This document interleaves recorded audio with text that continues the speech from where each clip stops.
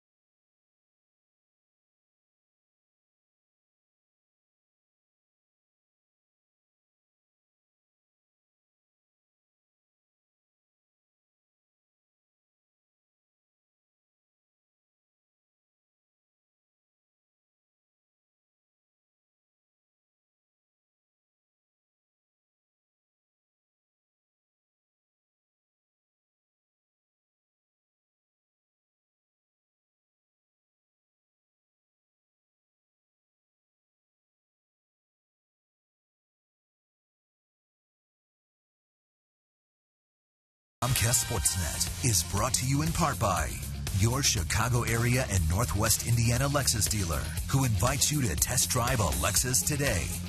Blue Cross and Blue Shield of Illinois, through it all. AT&T Uverse. Visit att.com/freeyourtv. Rethink possible. And by Ford. Check out America's freshest lineup at your local Ford store or at localfordstores.com. Welcome back to beautiful U.S. Cellular Field on an absolutely gorgeous night for baseball. 65 degrees and very little humidity. Let's take a look at how Terry Francona is going to line up his Cleveland Indians tonight. Michael Bourne leading it off, and it's Nick Swisher, Jason Kipnis, Carlos Santana, the DH, with Ryan Rayburn, who has absolutely killed the Sox. Then it's Cabrera, Gomes, Aviles, and Stubbs rounding it out.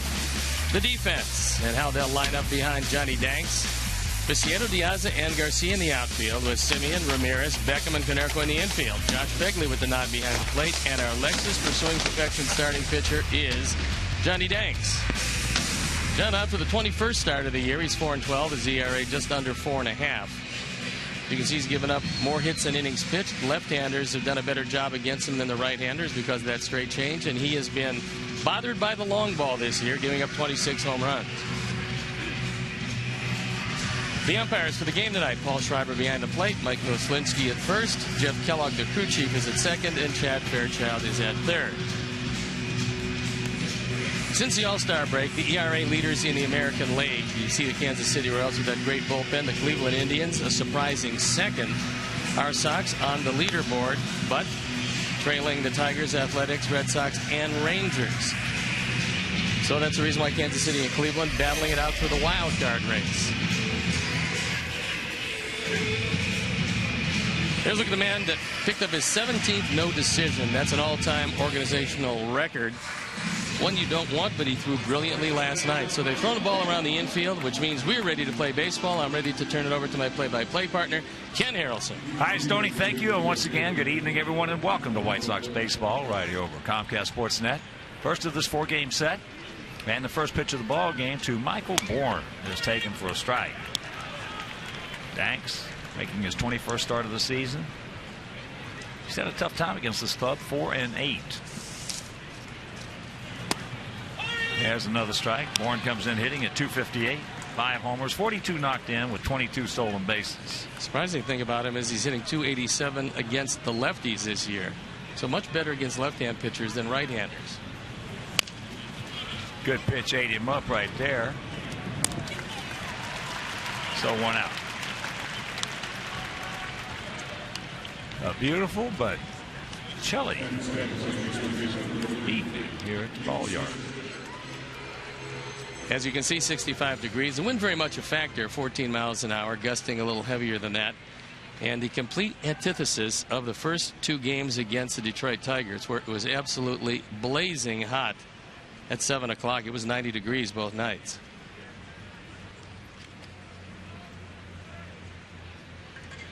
So here's Swisher, one of the 3 switch hitters in this lineup, as he takes first pitch strike.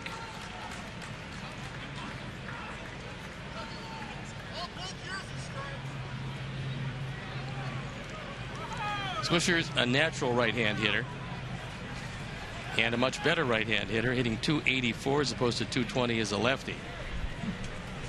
And he hasn't mind seeing Johnny Danks out there.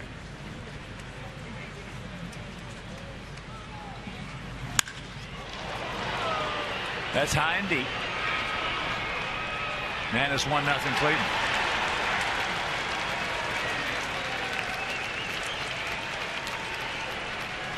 '27th given up by Danks, who's had a whole bunch of difficulty keeping the ball in the ballpark.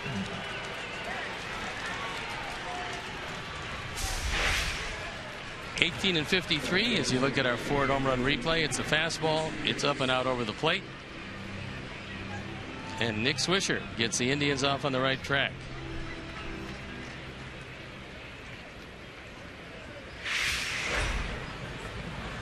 So here's Kipnis. Breaking ball. Jason at .280, 17 homers, 76 knocked in.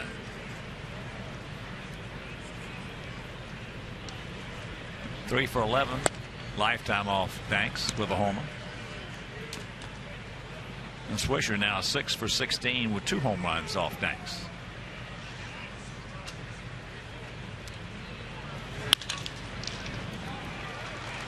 And there's a base hit.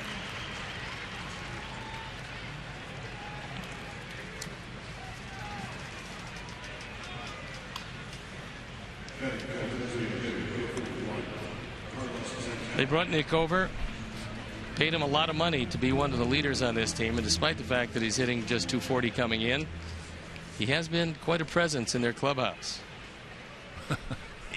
He's going to be a presence in any clubhouse he goes into. He is a unique character.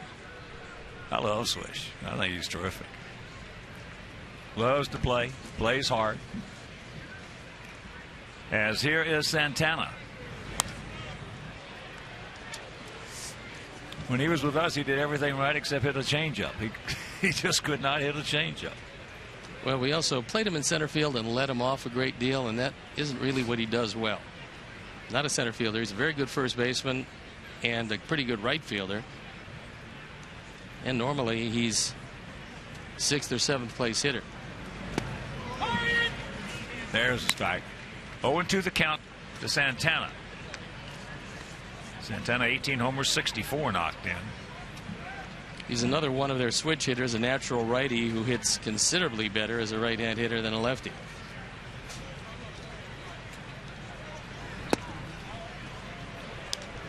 And Oakland continues to roll as this afternoon they beat Minnesota 8-2. Griffin over Diamond. So the Athletics with a 3.5 game lead now over Texas.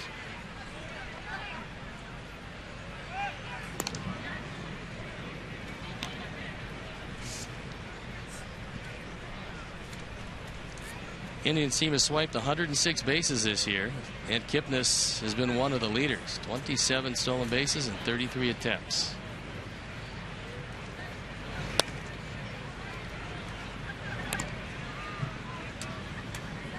Two balls, 2 strikes. The 27-year-old switch hitter.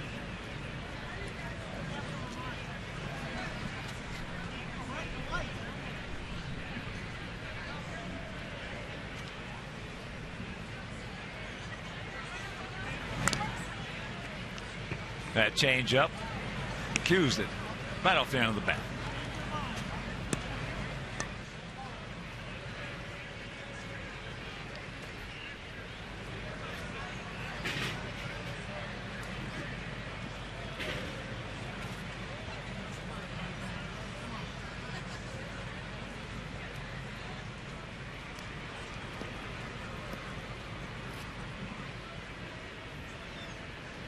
So Johnny's been having trouble keeping the ball in the park.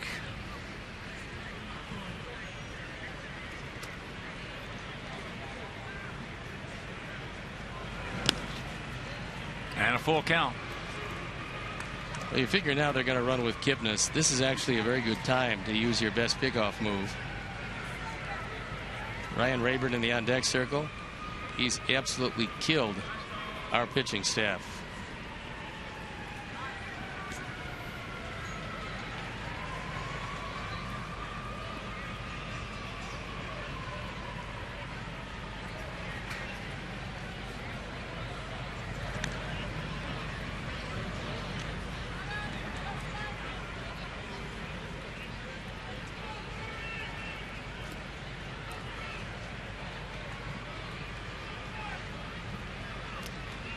And Johnny ready with the payoff pitch.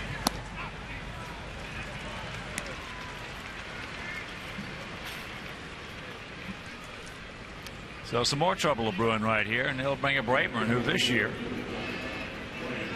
Rayburn hitting at .344 against us with 3 homers and 11 RBIs, and that's in 9 games in his career. .296 hitter, 16 homers, 61 RBIs, and just 280 at bats. Well, he's given Cleveland something they desperately needed, which is a right-handed presence in that batting order. And a guy who's steady, and you can play him all over the field if you want.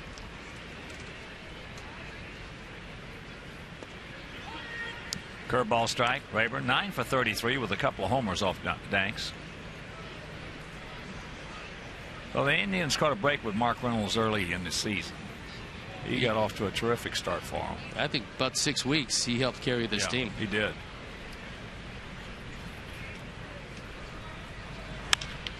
And that's out of play.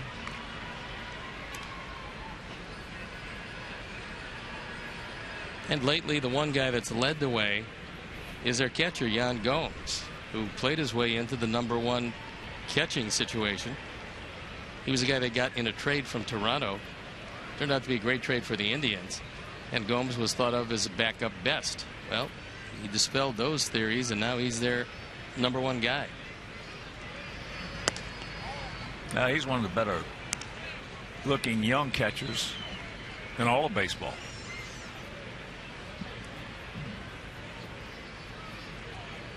He just turned 26. Yesterday he threw out all 3 of the Kansas City runners that tried to run against him. He's thrown out in the neighborhood of 50% for the year, which is way above league average.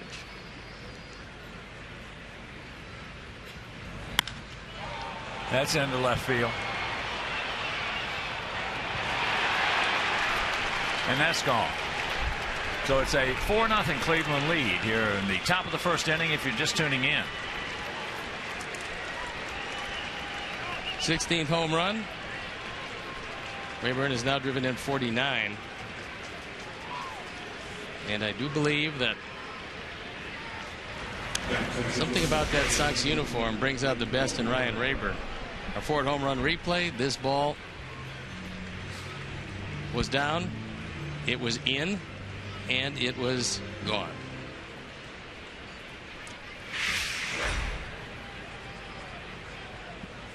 That'll bring up Cabrera.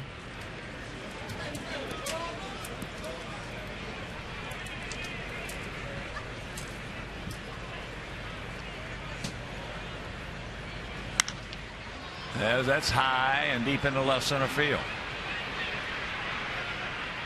The eyes are right in front of State Farm. 2 down. You can tell the wind was pushing that ball a little bit deeper and over towards center field as De Aza came over and made the play. And there are the flags, so we told you the wind would be a factor, and it has been just that way early.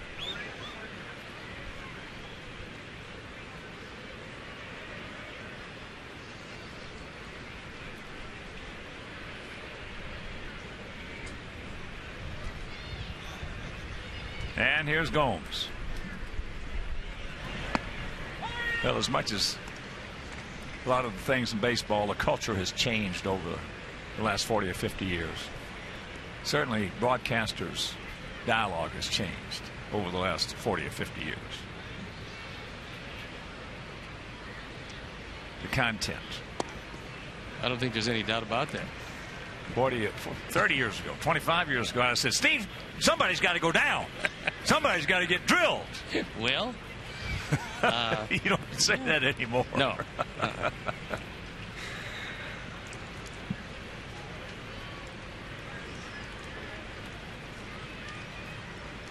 That is a lost, I think, treasure of the game. Before the game, Andre Rienzo came out and met and talked with Yan Gomes, 2 Brazilians. And both very happy to be where they are. One in the rotation for our club, and the other an everyday player for the Indians.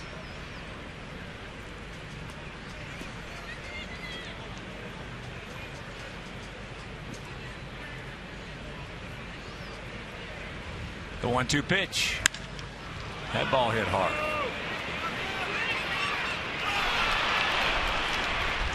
So Gomes in with a double.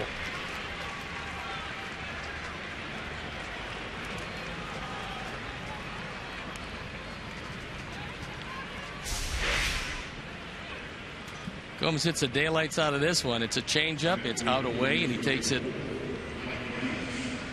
over Diaz's head in center field. Looked like for a minute he was going to be able to make the play, but he turned initially the wrong way. Then by the time he turned back, he couldn't get to it. So here's the Aviles. 264, 9 homers, 40 knocked in. And he also has been a pain in the derriere to our Sox pitching staff. Not so much this year, but lifetime 271, 18 RBIs. And it seems like of the 18, maybe 10 or 11 of them beat us.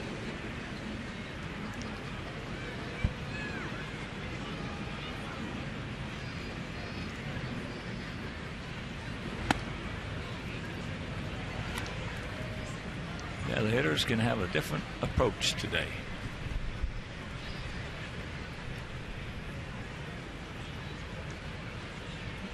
A lot of pitches trying to get through this first inning for Johnny Danks.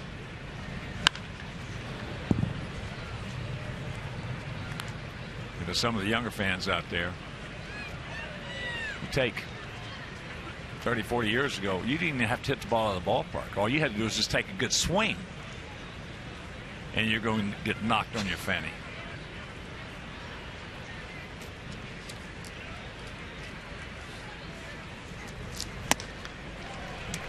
A lot of damage done. A couple of homers, a solo shot, a 3-run homer, and they lead it 4-0.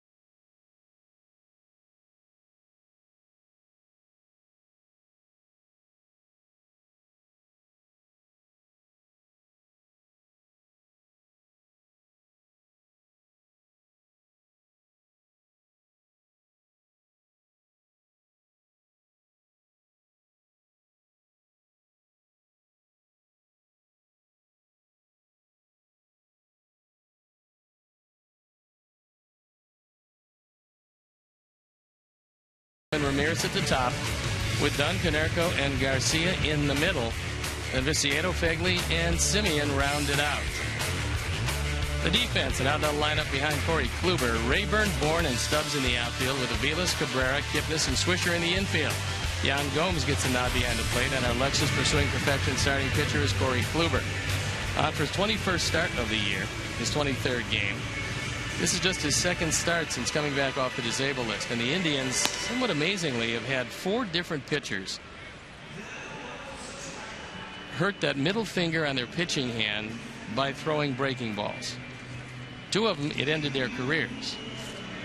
Kluber is one of those guys, along with McAllister, back in the rotation.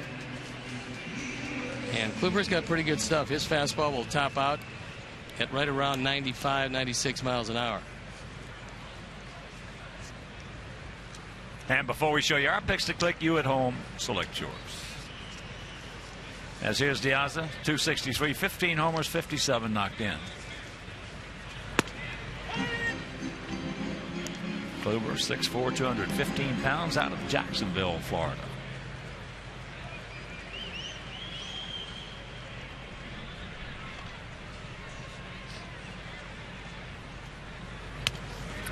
Used to be, I don't know if it still might be, Jacksonville one time was the largest city in the United States in terms of square miles. Yep.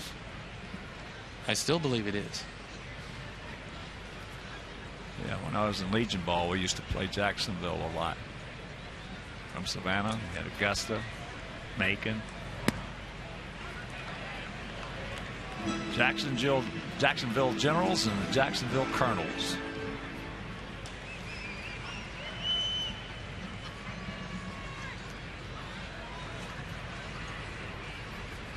The 2-1 pitch from Corey Kluber.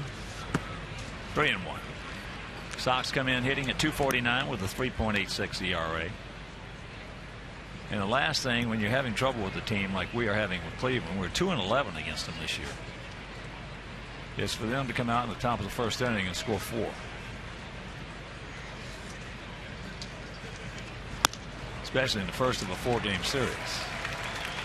Well, they're in the process of doing to us exactly what Detroit did to them. And a promising way to start the first inning. Here's Beckham.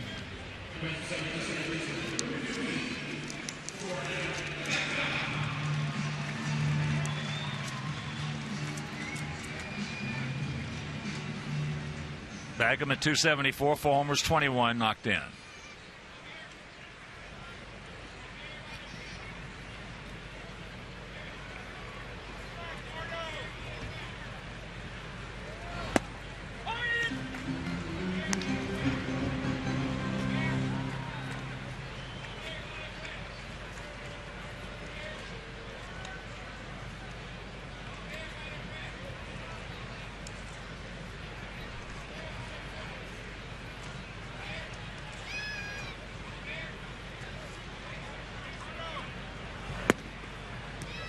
Count evens at 1.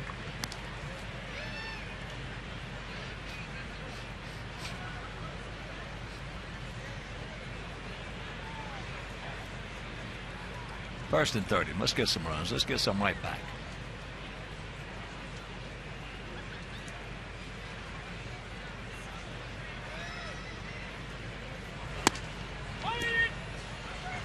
That fastball, an easy 94.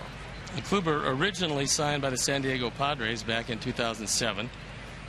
Acquired by the Indians from the Padres in a 3-way trade that sent Jake Westbrook to St. Louis. That was in 2010.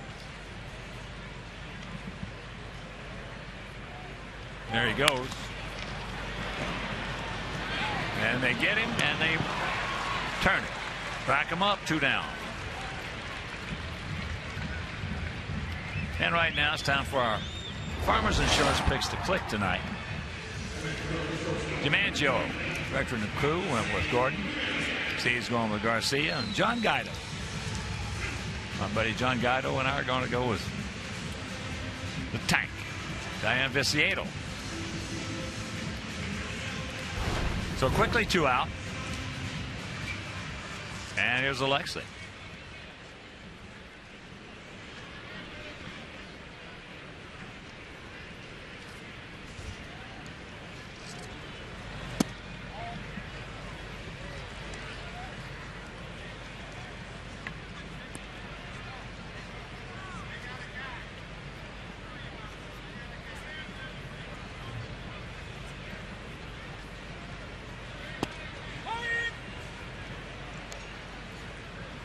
Indians, 1-1 to count. Indians realize that they have a shot at it because of their schedule coming home. It's 4 here, then 3 at Kansas City. Those will not be all that easy. Then Houston at home, a 4-game series, and we're there for 2. And they're going to finish it off with Minnesota on the road for a 4-game series. That's a pretty good schedule for them. I would say just not seeing Detroit for them is a huge advantage. That being said, Kansas City still has visions of the postseason, and they got them 3 more times.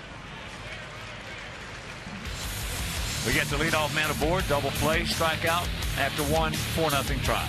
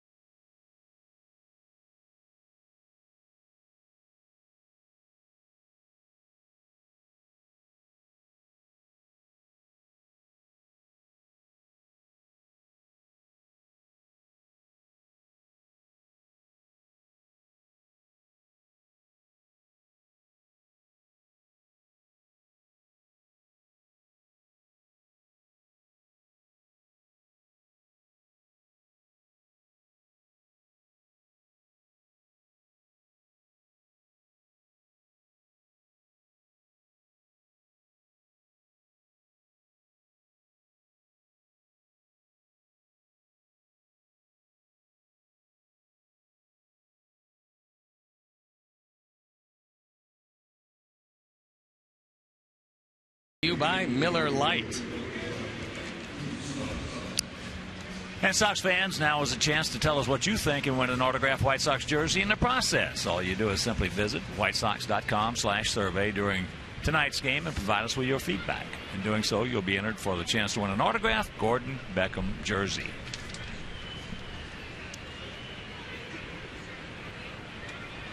whitesox.com/survey. Here's Drew Stubbs. Hitting at .230, 9 homers, 41 knocked in. He can run if you allow him on base. 16 stolen bases, only caught twice. This guy's an enigma. He looks like he should be a Hitting lot better than 330 he's been. Yep. with 29 home runs and 114 RBIs. First time we saw him in spring training when he was playing for Cincinnati, he hit a ball out of the ballpark that might still be going. And it looked at that point like Cincinnati had themselves an outfielder for the future, a guy who could run like the wind. The 40-40 guy. And play center field and be there a long time. And suddenly it all dried up for him. And Shin-Soo Choo went to Cincinnati in the deal that sent Stubbs to Cleveland. Michael Bourne gets sawed off. Good pitch by Danks. Soft ground ball to Beckham. Yeah, Drew looks like he should be just an absolute perennial all-star.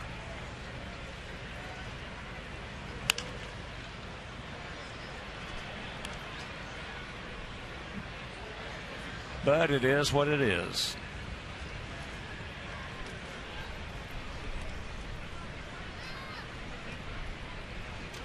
Michael Bourne originally came to the big leagues with Philadelphia.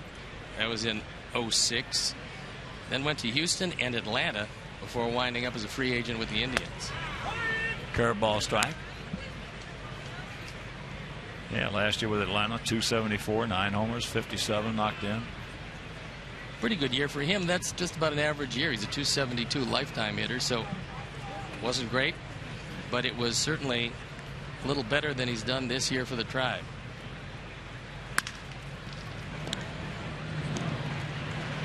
Rack him up. Ball hit sharply. Meanwhile, 2 down. Well, he hurt his hand against us, and he sat out on that DL for a while.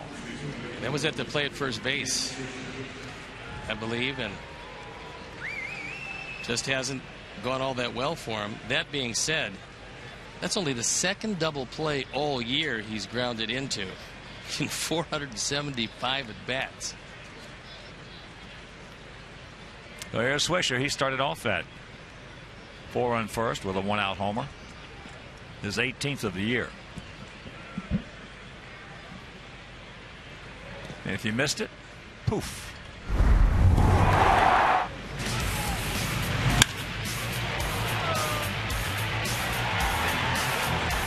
Number 18 didn't make it by a long way, but it did make it.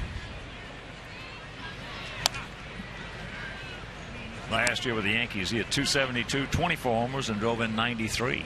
And he's become a new daddy. He got a 15-week-old baby girl named Emerson.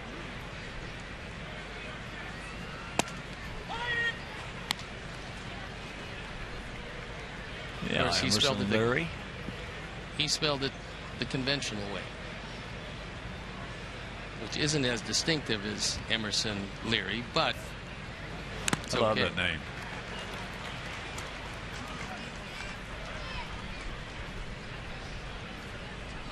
Career batting average for Swish.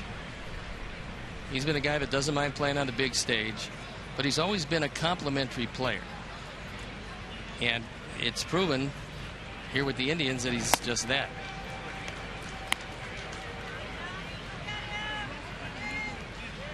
Well, there's always room for a good complimentary player. Well, especially a guy that's a switch hitter and can play first base as well as he can do it, as well as go into right field. So they got what they wanted in Swisher.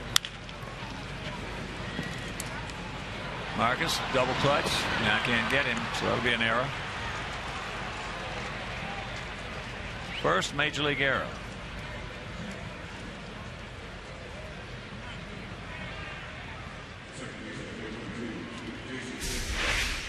Swisher doesn't have great speed, and unfortunately, Simeon never got control of this one. By the time he finally does, it's just a little late. Here's Kipnis. He ripped a single right back through the middle.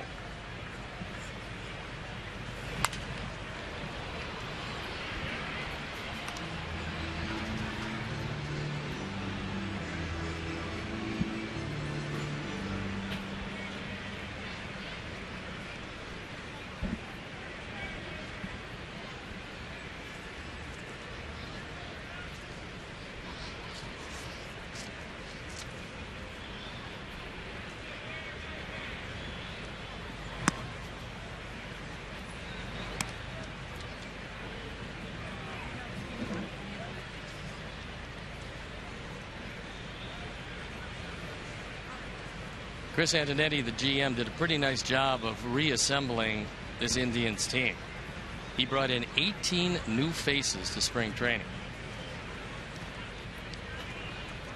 I think he did a heck of a job. And I think there have been, this year, there have been some general managers who have really had good years. Very good years. But it just goes to show you, with the disappointing year last year by the Indians, how quickly it can turn around for you. Yeah, when you got free agency and you got the television money that all 30 teams have, you got a lot of flexibility. And also, the Indians signed a very big local television deal.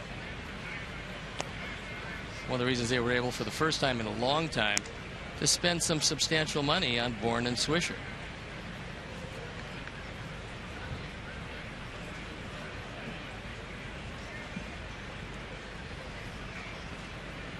But just because you got it doesn't mean you got to spend it unless you know exactly what you're spending it on.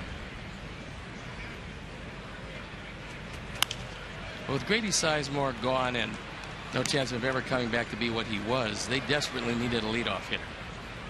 And Michael Bourne was that guy. Now, some people will feel that they overpaid for him, but he filled a void that they had on the defense and the offense and at the top of the batting order. Boy, that was a real shame. The Grady Sizemore story. Yep. That was a real shame. That ball hit deep in the left field.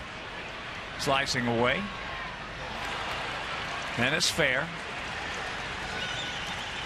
So Swisher is going to score. Another unearned run comes across, and it's 5-0.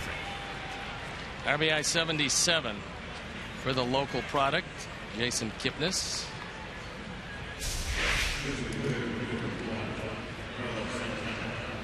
Tank has some problems negotiating that wall normally. And that was a long run for him as that ball continued to move away from him. And 33rd double of the year for Jason Kipnis. There's a lot of left fielders not going to make that play. No, that ball was hit hard. And it is going away. So here's Santana. He walked and scored last inning.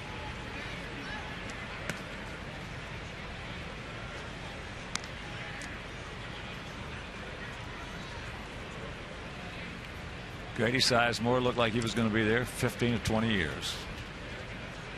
He was a terrific player. Oh, he at one time he may have been as good a player as there was in the American League Central. Developed by the Montreal Expos, traded to the Indians. There he goes. And he's safe. Well, heads up play by Kipnis because he realized that Johnny Danks only was going to take one look. And he took advantage of it. That's the one look and come to the plate. And a good base runner is going to take a look at that and swipe his 28th base of the year.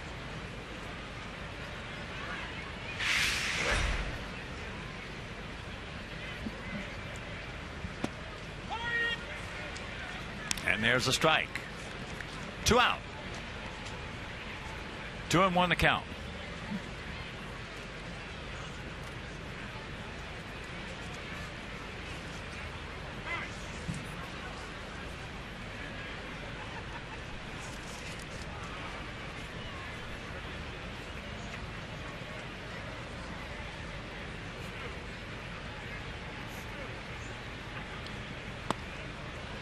remember the year that we opened up at home with Cleveland. Sizemore led off the game. First pitch of the season, he hit out here for a home run. Next time up, hit the first pitch for another home run. He was a terrific player. Had a lot of power at the top, tremendous speed. Struck out a whole lot. That's softly hit, but Alexei is there. So they pick up an unearned run and they lead it 5-0 after an inning and a half.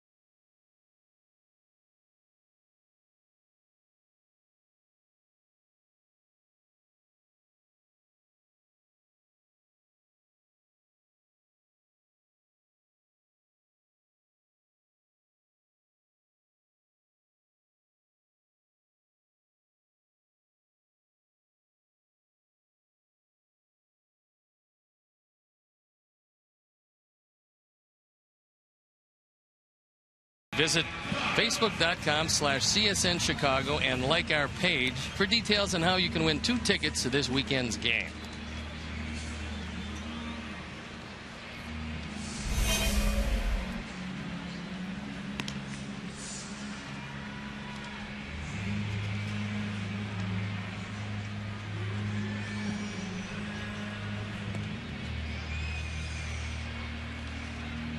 Adam Dunn.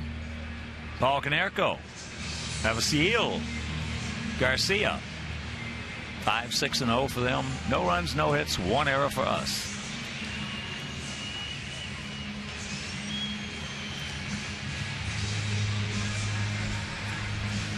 They put the shift on.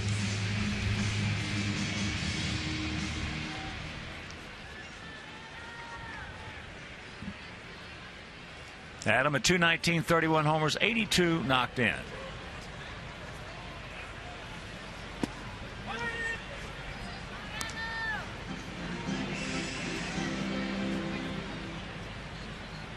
Well, if you missed that game last night, that was a good ball game. That's just a dadgum shame. Jose Quintana, 17th no decision. It's pretty amazing when you look at his body of work this year. You look, number one, obviously you look at wins and losses. Then you take a look at how many times he's taken the game deep and given up either no runs or 1 or 2 runs and had Zippo to show for it. It really has been very, very unusual. In fact, so much to that side of the page, I can't ever remember anybody even approaching it. That's out of play. No, and what he has established, and this is a positive to come out of this year, he's established the fact that he will keep your middle bullpen guys out of the equation just about each and every start. Now, if he can figure out a way to get some runs and get a little defense behind him, be in good shape. So once again, the shift grabs Adam. 1 out. That's a base hit for just about everybody else in baseball except for Dunn. Nice play by the youngster from Northbrook, Illinois, Jason Kipnis.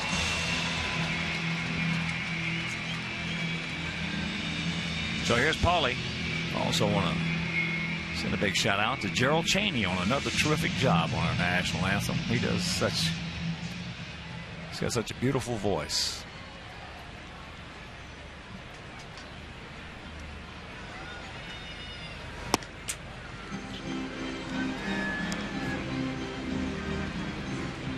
Want to know the count? Paulie 2 for 9 lifetime off Kluber, comes in hitting at 248, 10 homers and 49 driven in. Last 2.5 weeks, he's been swinging the bat very well, although the power has not come back yet. But he's hitting the ball back up the middle, hitting it to right center, driving in some runs, and hitting .333 over that span.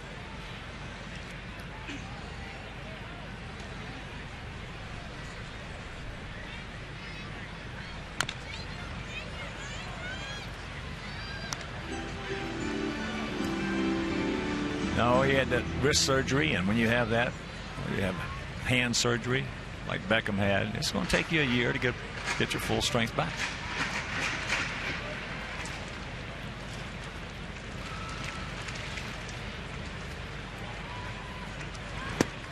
I was talking with one of the scouts today, because there's still a few that show up at the ballpark, and he was talking about Gordon Beckham, and he said, as a team felt that he hasn't achieved what they wanted him to achieve. And I said, well, it's hard to really quantify this year for him, because when you break up the hamate bone, it's difficult to come back and show the kind of power that you were supposed to have at this stage.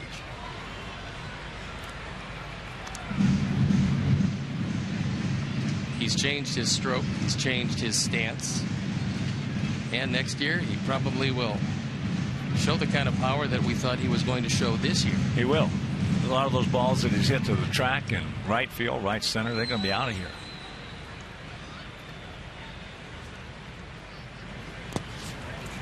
Lays off a breaking ball. Full count to Konerko.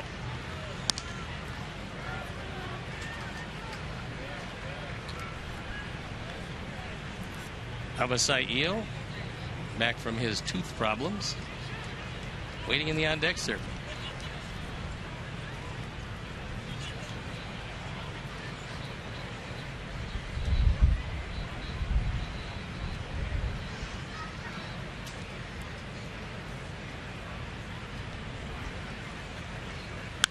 That ball hit hard. He looks up. You can put it on the board. Yes, just a line shot out of here for Paulie, and we get on the board.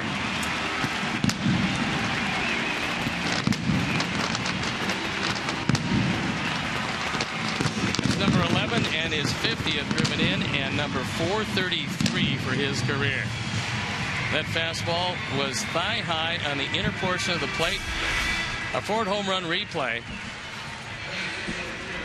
And he wanted to get this ball inside. He didn't. He got it out over the plate and gone. So here's Garcia. That's the 13th home run that Kluber has thrown. And there's a line drive base hit into right. And of course, with that home run, the Alex Snellius family will make a generous donation to White Sox charities in loving memory of Ursula. And I received a couple of letters about who is Ursula. Ursula Snellius, Alex's wife, who passed a few years ago, was just as big a Sox fan as you ever want to see. She loved her White Sox. And she and Alex came out to the park quite a bit. And we all miss her. That's who Ursula was. And here is Tank. Tank at 261, 12 homers, 49 driven in.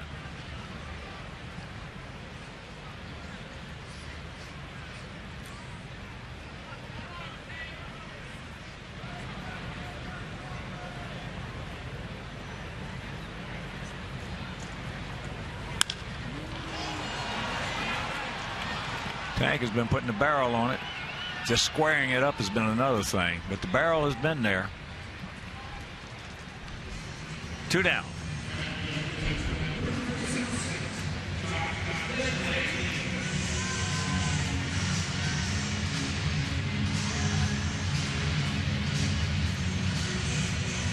Jan Gomes went out to have a word with Kluber. They might be talking about Josh's propensity to go after the first pitch. He does indeed like to swing at it if it's near the zone.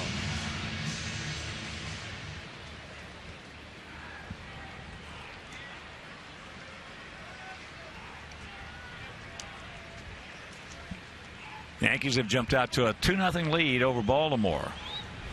2-run homer by, that ball hit hard by Fegler. Mark Reynolds. Somehow the Yankees have been able to piece it together. They lost Derek Jeter for the year. It seems like they keep on losing players, and one way or the other, when you think they're about ready to fall out of it, they get back in it. They're just a game back in the wild card. You know, I talked about last night Oakland being probably the most resilient club in the American League. Well, the Yankees are not far behind the way they have had to play this year and the lineups they've had to put out there. No, I think it's been remarkable, and if they do make the playoffs by some miracle, Joe Girardi probably will get more than his share for Manager of the Year in the voting.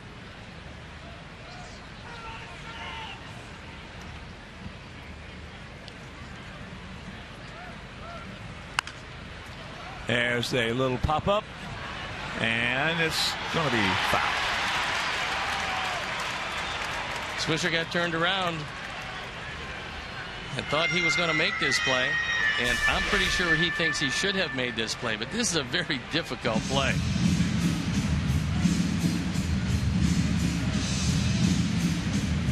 Yeah, it is a difficult play, but he'll tell you he should have caught it. Absolutely.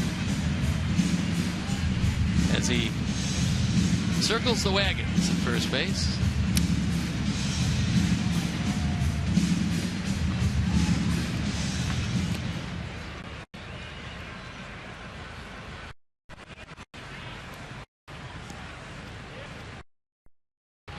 Two out, 1-2 the count. Navasayil is 2 for 5 in stolen bases.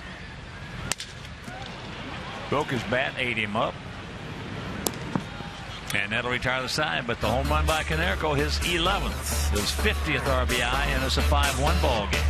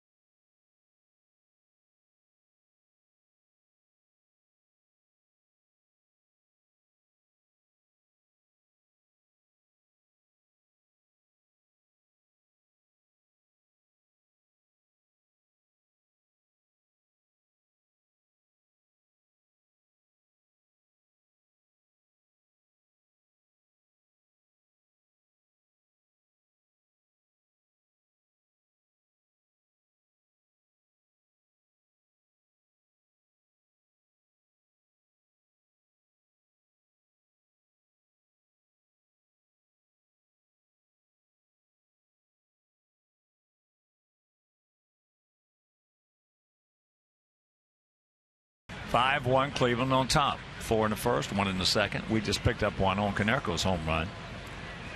So here's Rayburn. It'll be Rayburn, Cabrera, and Gomes to face Johnny Danks. And that 53rd pitch is outside.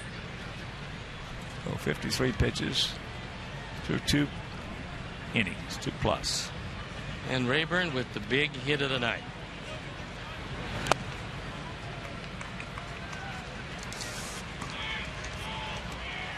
He did the same thing in a Detroit uniform to our staff that he's doing this year in a Cleveland uniform.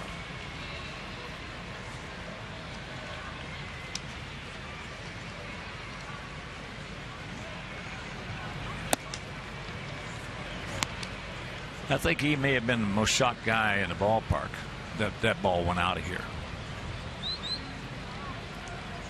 This is a really nice place to hit, especially if a pitcher's not hitting his spots.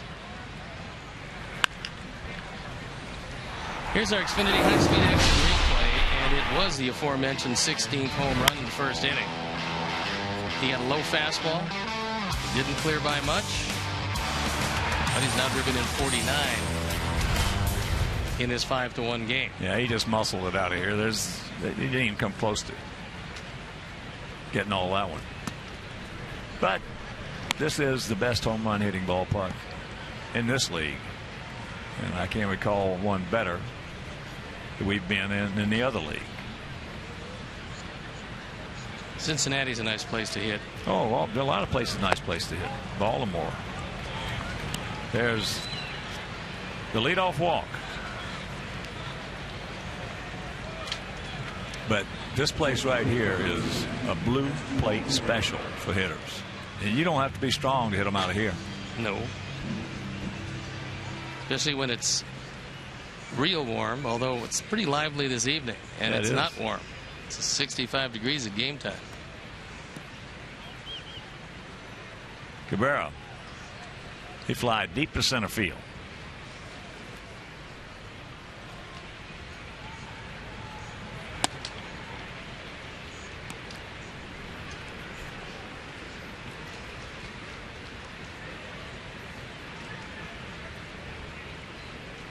That's a good look.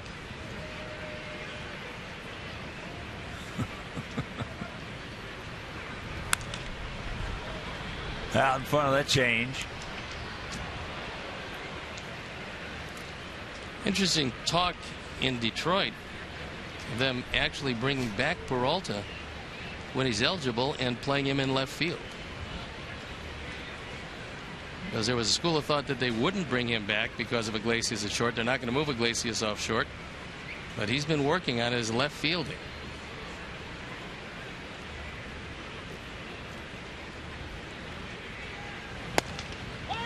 Good strike.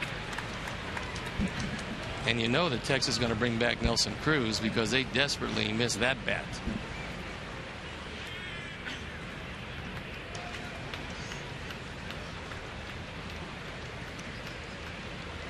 Well, Tigers much better infield with Iglesias. Much better.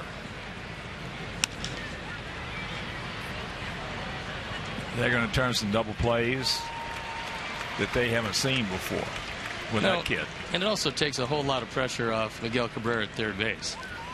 Because with Peralta on the left side, he had to move a lot further to his left on ground balls. Now he's got Iglesias there. And with that arm and that range, Miguel doesn't have to do all that much. That's the reason they're a much better infield with him there. Much better. Gomes hit a line drive head over the line drive over the head of DeAnza for a double. Takes a strike. Yan Gomes. The only man in this batting order hitting 300.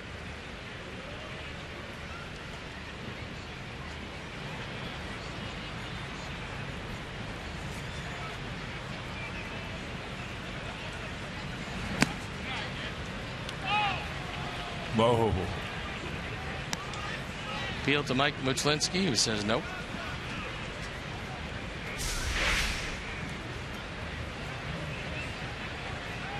Boy, that's what gets the wrist throughout the course of the season. Checkups like that.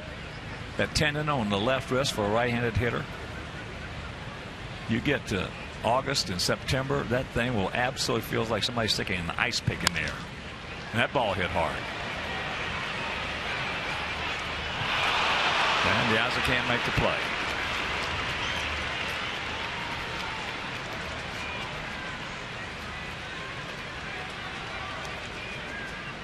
So the leadoff walk is now at third.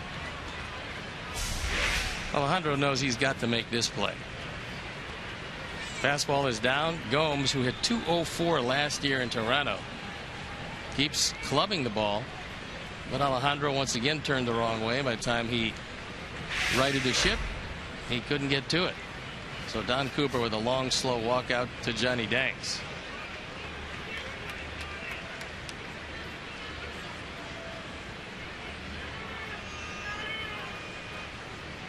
With the way that we have played defense this year, I am really surprised that Coop has been able to restrain himself. Well, the way he has. He's had 2 different bouts of diverticulitis, and one of the ways for that to flare up is stress. I would say he's. I don't care what he's got. He's always he's type A. He's type double A. Yeah, there's no doubt.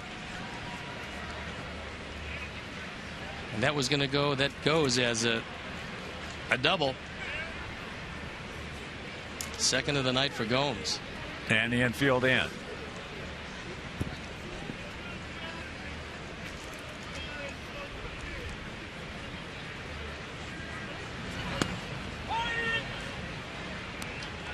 Well, last year it was just not the 70 errors that were made. It was the plays that were made. This year it's just not the 110 errors. It's the plays that were not made.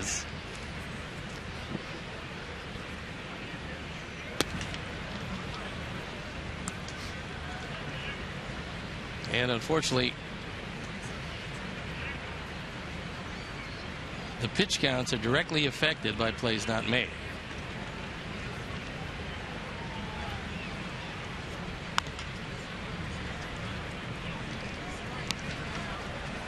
Brad Mills, the third base coach, brought over by Terry Francona when he took the job.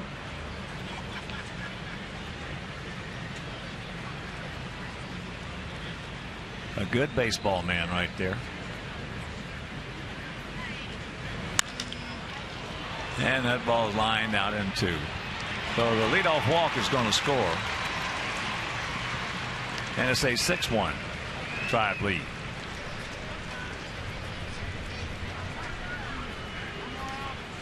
That'll be number 41 for Aviles.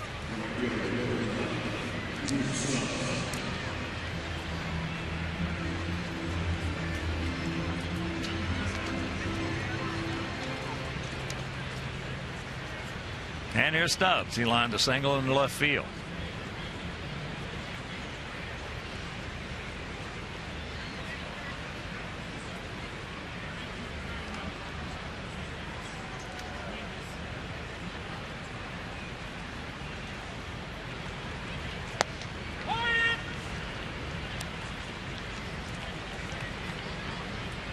Well, Drew is still just 28 years old. And he still has a chance for that light switch to go on. And not knowing him or ever having met him or talked to him,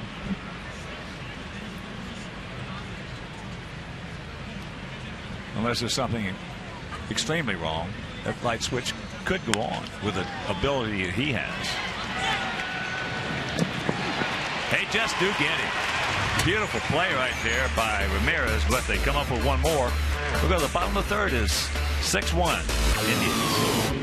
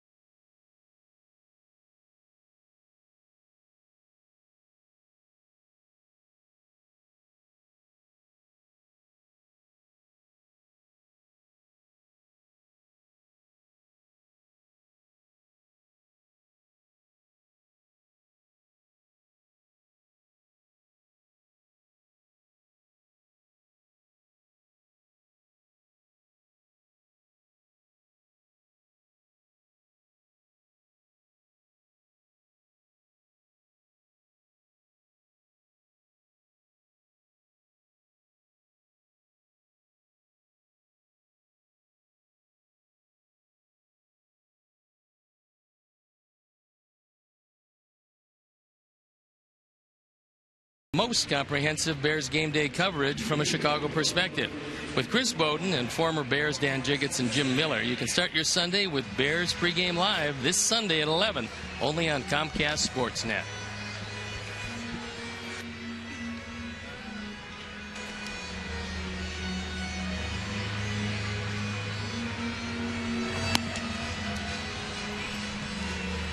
Corey Kluber got himself a 5-run lead.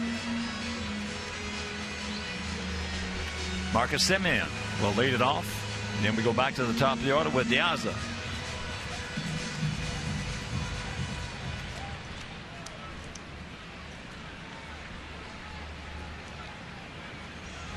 Marcus 2 for 11 since being called up. 2013 Southern League most valuable player. That ball hit hard.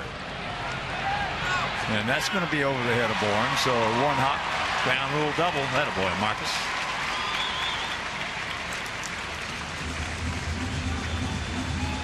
First major league extra base hit. That fastball right down the middle. And Semien puts a charge into it. So it is indeed very lively in this ballpark tonight. And no chance at all for Bourne as this one rockets over his head and one hop out of the yard. Let's put 3 or 4 on the board. Yeah, as a walked. Leading off the bottom of the first.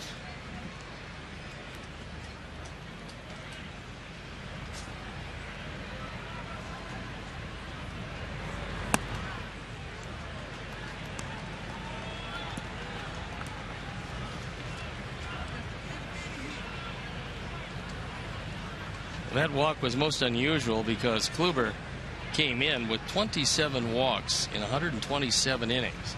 So he's got some of the best control in the league. 2-0 the count. For whatever reason, he cannot get it over to Alejandro.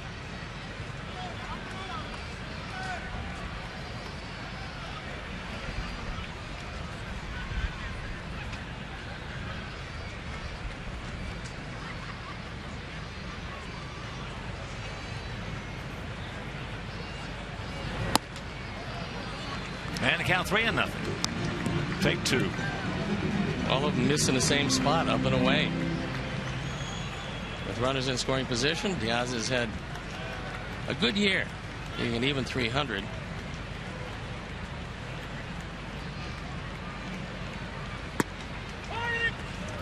There's one.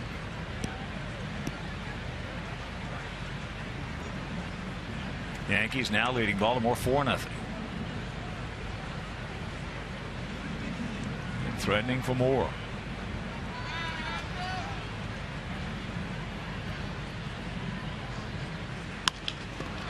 That's trouble. That's going to fall. So Marcus reading it perfectly. Well, you got a guy check his outfielders. 6-2 ball game. Might be at number 58. Diaz continues his hot hitting with runners in scoring position. He gets this fastball on the inner portion. And doesn't get a lot of it, but gets enough of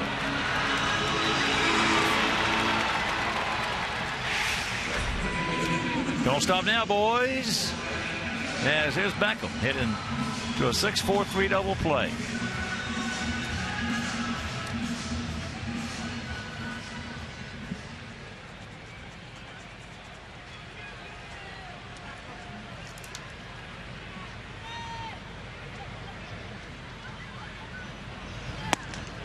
I love to see that. A man on second base knows where his outfielders are.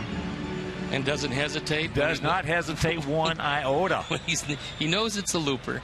He knows there's no chance of anybody in the infield to get it, and he's seen where the outfielders set up. No, we haven't seen a whole bunch of that. No.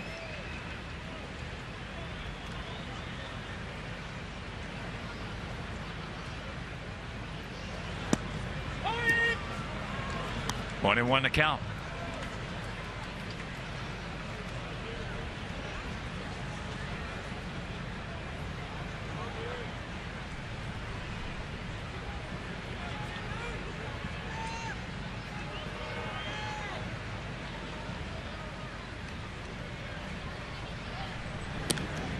usually with what Steve and I have said and what we've looked at, usually you'd say if you're sitting at home and hadn't been to the ballpark that often, just watching on TV, you'd say, well, the manager hadn't done his job this year, or the coaching staff hadn't done their job this year. Well, that couldn't be farther from the truth. Now, sometimes we've had a lot of players have just some bad years. Yeah, it's got to be accountability, and the players are the guys who have to execute. That's it. And Robin's going to put him in a position that he feels is a position for them to succeed. Whether they do or not is really on them.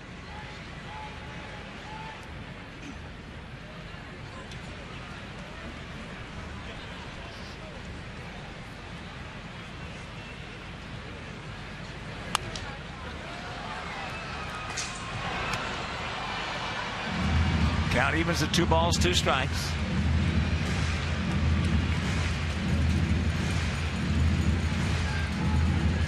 Yeah, we've had a lot of guys have a lot of bad years.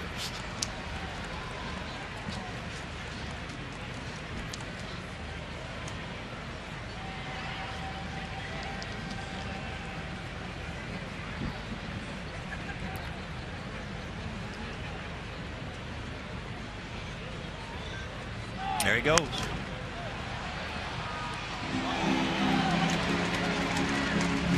Nice catch. The ball has some giddy up on it.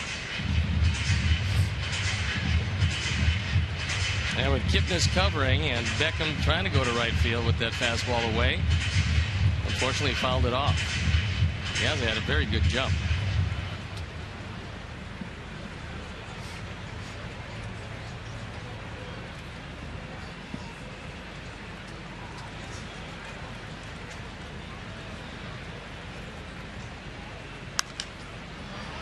And that's another souvenir.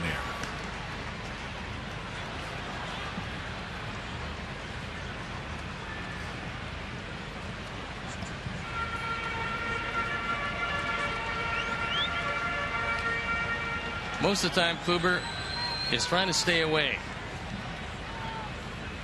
He's had a couple of pitches on the inner portion. He's inviting Gordon to roll over on one. Well, the first time we saw Kluber, yeah, okay, he's all right. Serviceable pitcher, starter, you know, 4th or 5th guy. Next time we saw him, hey, this guy's a little better than what we saw last time. Then the last time we saw him, it was lights out. He was throwing the ball exceptionally well when he got hurt. Yeah, oh yeah. Boy, look at that Lance Johnson jump. And 2 strikes, though, he's got to protect. Well, Kluber never looked at him, and that's one of the things that I could never understand. Number one, why nobody in the infield yells step off. Number 2, how you can't look at the guy at first base. Kluber never saw that he took off. Fortunately, Alejandro was able to pick it up and get back. Well, the best man to try to stop that right there is the catcher. It's what our guys were always taught. When a guy goes on first move or just takes off like he did right there, the catcher just stands straight up.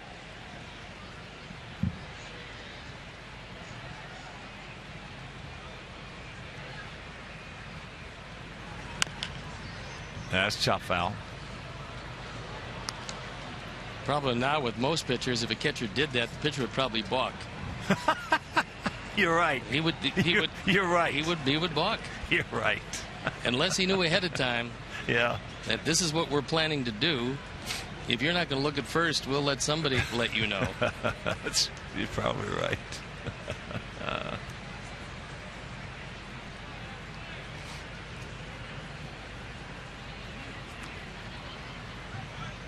Our guys, our catchers were taught to stand straight up, and then as soon as the pitcher saw it, he got to step off.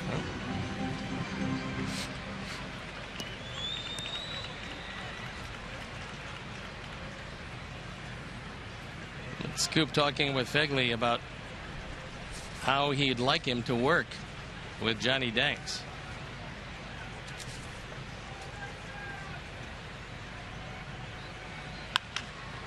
That ball hit hard but foul.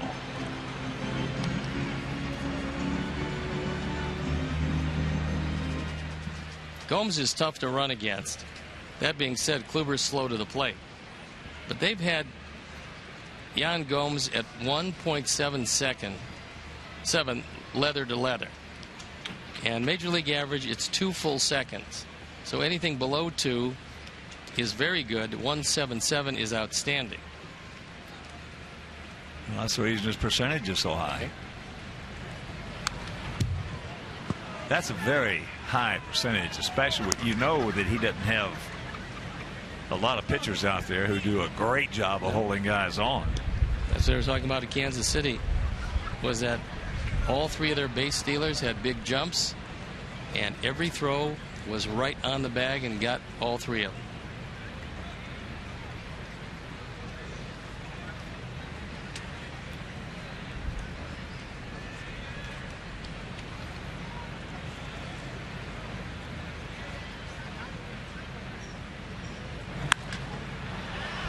High pop up. Cabrera drops it, but they're going to get the force at second.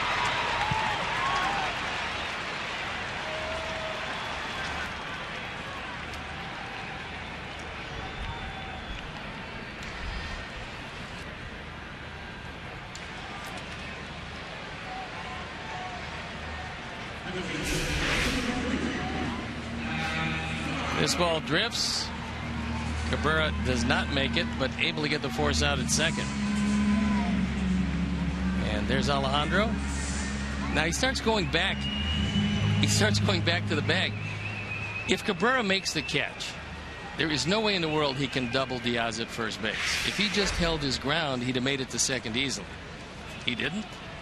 And there's another base running mistake. Well, first of all, if he made the catch, he wouldn't even thought about throwing to first. Nope, he just would come back and run the ball back in the infield. Adam lined out hard to Kipnis in short right field. The shift got him.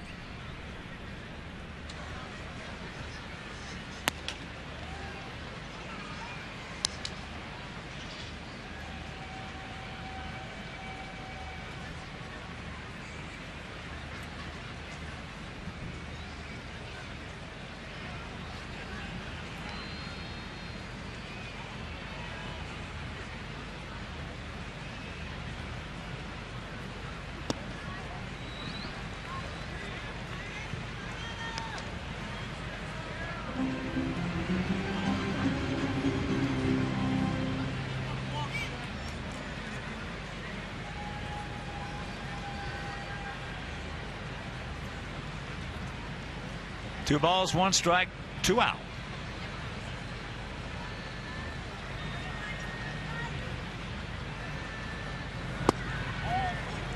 Good eye, good take. 3-1. This is the first of 4. Now that's going to be a 1 o'clock, a 1:10 start tomorrow. Very unusual Friday start time. Hector Santiago against Danny Salazar. So make your plans to be with us. If you can't, that game will be over WGN. Now on your schedule it says Comcast, but it'll be over WGN.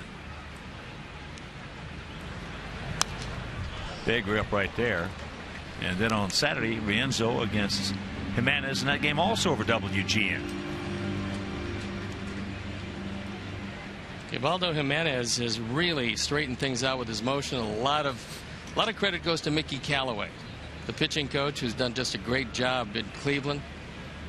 He was promoted for that job by none other than John Farrell, who believes that Callaway is going to be one of the best pitching coaches around. And there is a base hit. So Alexei will make the turn.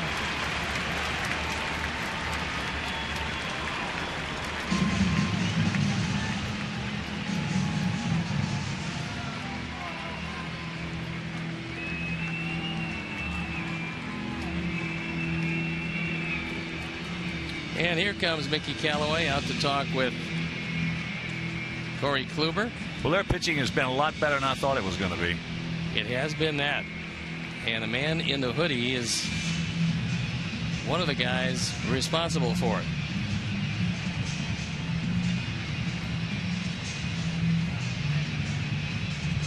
So here comes Paulie. And here's what Paulie did with one out last inning. He had a low fastball. Hit a line drive rocket out of the park.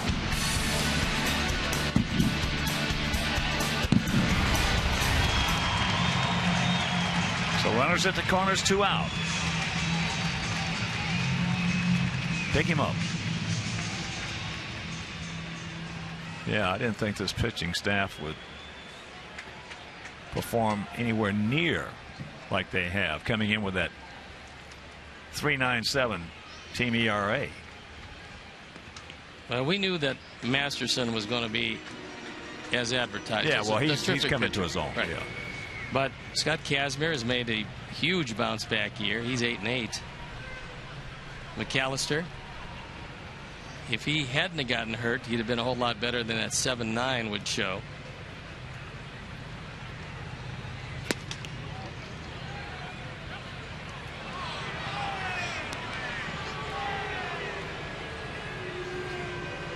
He appealed the first, and Mike Muchlinski says yes, he did. And that's a little too far.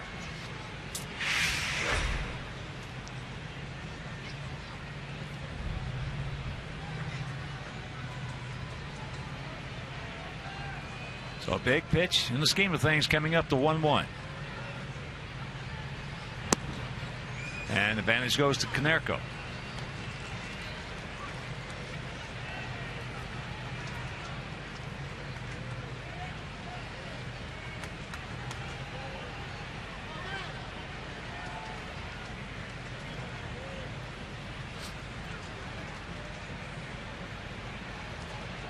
Be pitch number 59.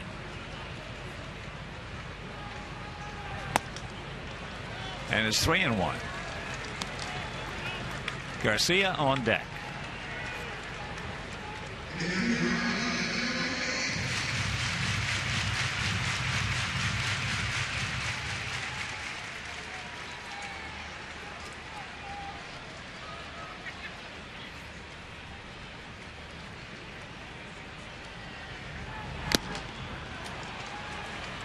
Paulie trying to do a little too much. Can't lay off of it, so a full count.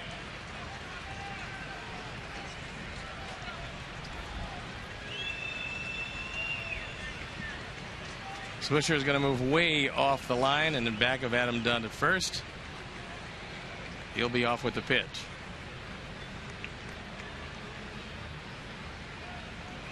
Comparatively, Nick looks like a jockey.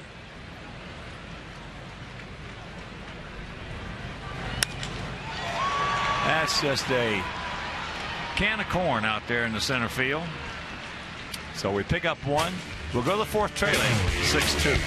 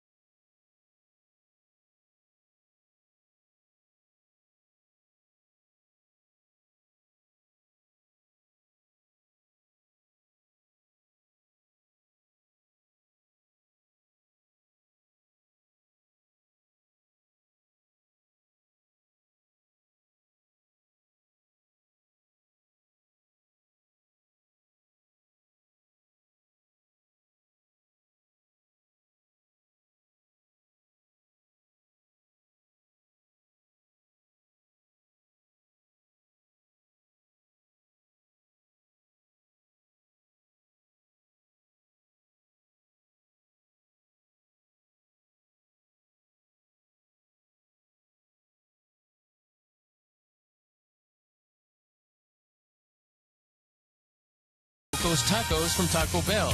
Live Mas. Top of the order. Here in the top of the fourth. Bourne, Swisher, Kipnis. Curveball strike to Michael, who is twice grounded out to Beckham. Once into a 4-6-3 double play. Only the second double play he's hit into all year.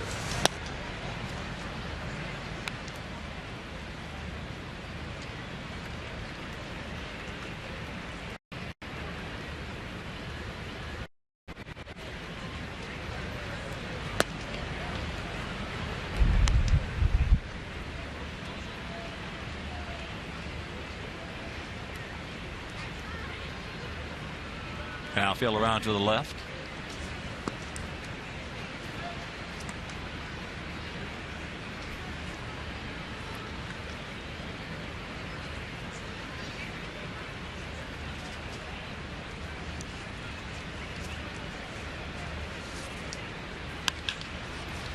That's going to no. Gets by him. So leadoff triple.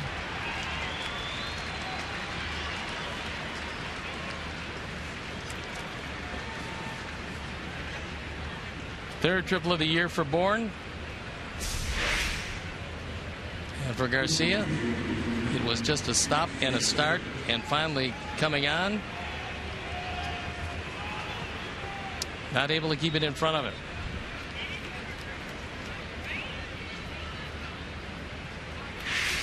And with the infield in, that'll bring up Swisher, who has homered and reached on an error and also scored then. So 1 for 2 with 2 runs scored. It's going to get the bullpen up and going for the first time tonight.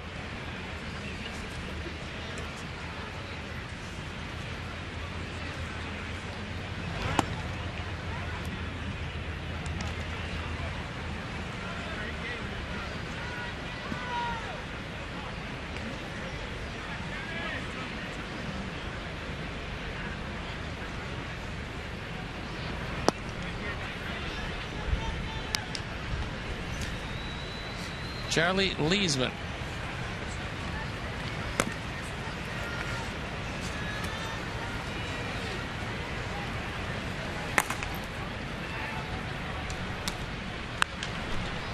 High. Tank. And on that arm, Bourne's not going anywhere. Well, Charlie, if he gets his curveball over on a consistent basis, he can pitch up here and do a good job. He showed in that one start that he made that curveball is going to strike out a whole lot of people. What do you have, 8 strikeouts in that game? Yeah, threw very well, as a matter of fact.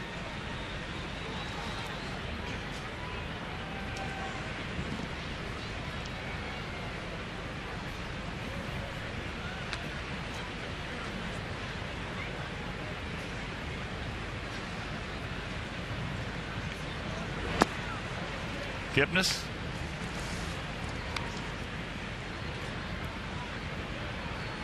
He's got 8 sacrifice flies this year. This guy is just a heck of a player.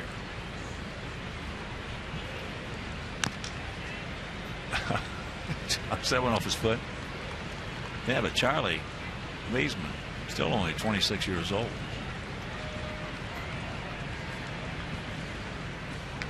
Just a baby.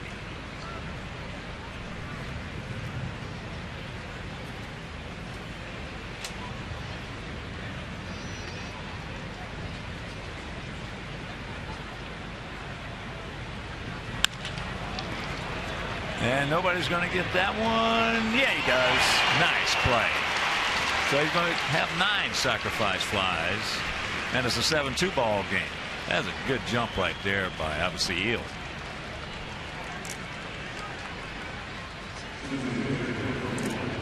Kipnis was waiting for something up in the zone, anything he could hit in the air.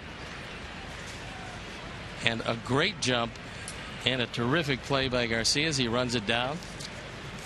Well, you know, that's one of the reasons that he's got 9 sacrifice flies. He doesn't Trying to do too much up there. You notice he didn't turn the head of the bat over right there. Just look for the one pitch that you're going to get. That's it. He's got a lot of discipline, a lot of smarts up there at that dish. Well, 78 driven in. And one of the offensive leaders on this team, Jason Kipnis, has really come of age. Well, he's 26 years old. Yeah. Last year, at 25, he drove in 76.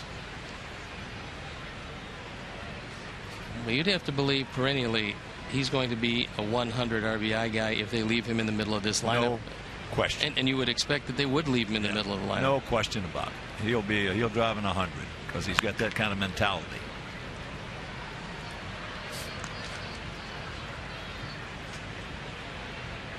There's 1, 2, 3 in the batting order. Andrew Stubbs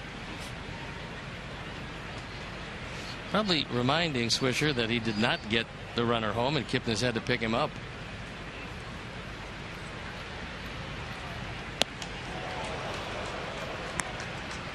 Santana has walked, scored, and popped up to short. Yeah, you're going to have a certain mentality to driving 100 runs. And it certainly appears that Kipnis has it.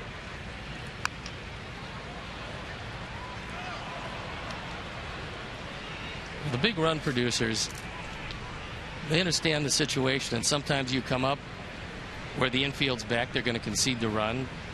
Then you know a ground ball gets the job done. Other times, like with the infield's in, the same ground ball's not going to get the job done. You got to look for a different pitch. It used to be called the knack. The knack of driving him run. in. Today, there are more changes, so to speak, in the vernacular, the nomenclature, whatever you want to put. Just in saying he's got a knack for driving in runs. Now they want to define it a little more. The ability. Yeah. The key situation. Definitively. 3-2.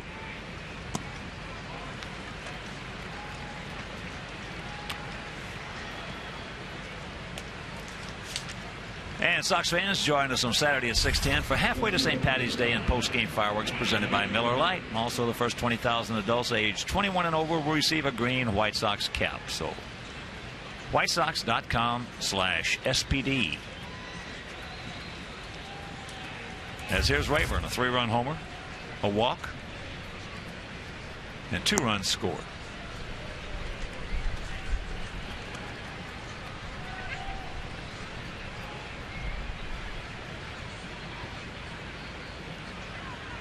On base percentage of .375 with a .279 batting average is very good in this day and age.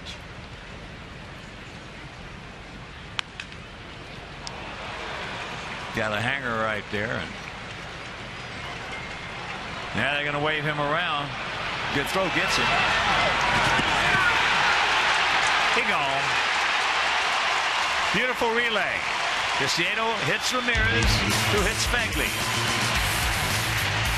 Beautiful. I love those plays. But they pick up one. They lead it 7-2.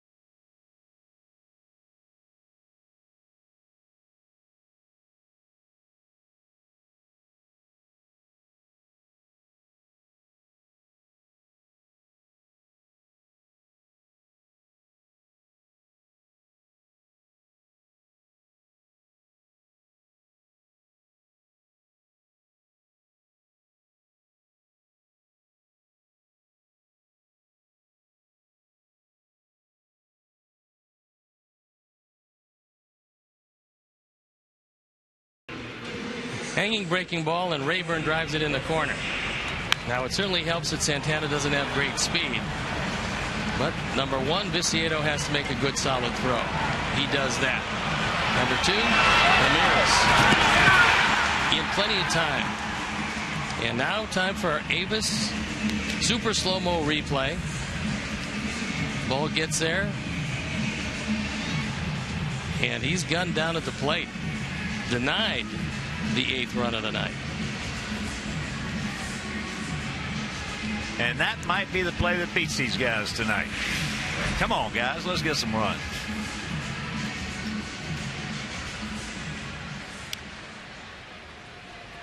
Garcia with that nice catch in right center field.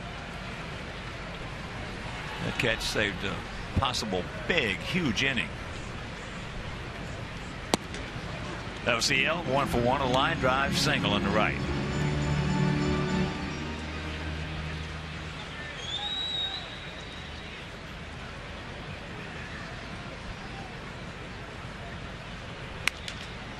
And he's 2 for 2.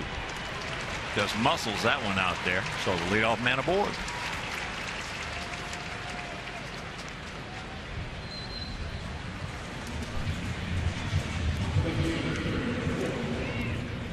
And here's Tank.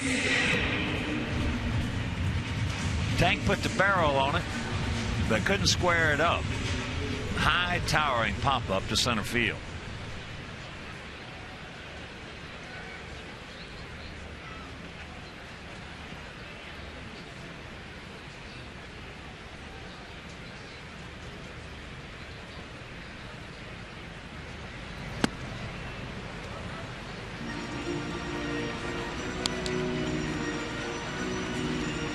Last 17, Viciedo has been red hot, driving in 12 runs, scoring 11, so a lot of production. And he could use a base hit here at the very least.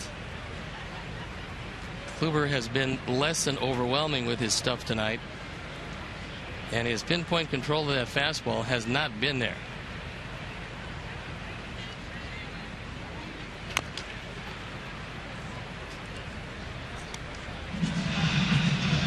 Tank in the big hole, 0-2.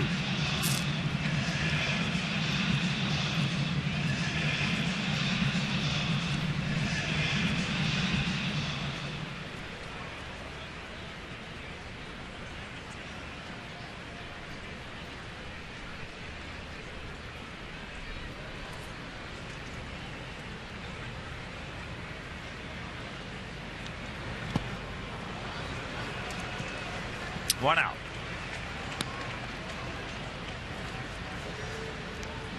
Just the second strikeout for Kluber, and that'll bring up Fegley, who grounded out to Aviles. Bottom of the 7th, and Tampa Bay tied at 3 with Boston.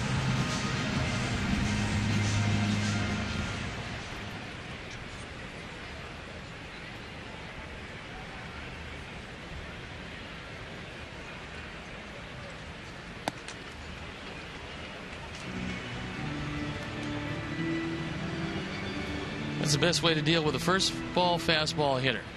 Throw him that fastball. Just make sure it's not in the zone. And Josh was trying to attack it and went up and out of the zone after it.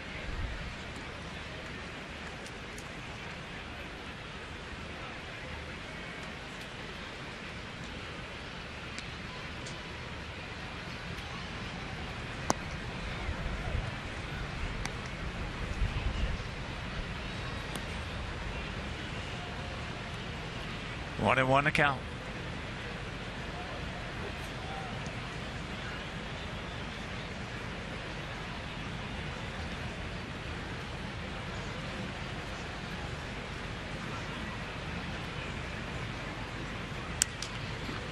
That's popped up.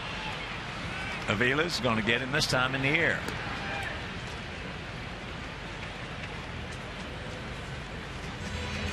So 2 down, and that'll bring up Marcus Semien. We've got a fastball from Kluber, hit a bullet over the head of Michael Bourne for a ground rule double in center field, and then scored on Diaz's little Ducks North single.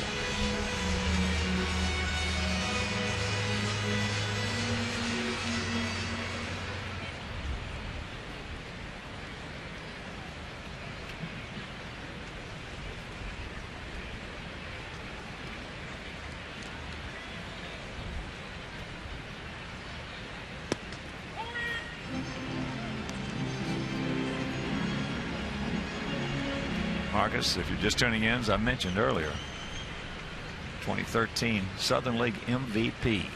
It's great to win an MVP in any league, but especially when you get to the AA level, that's where the best prospects go.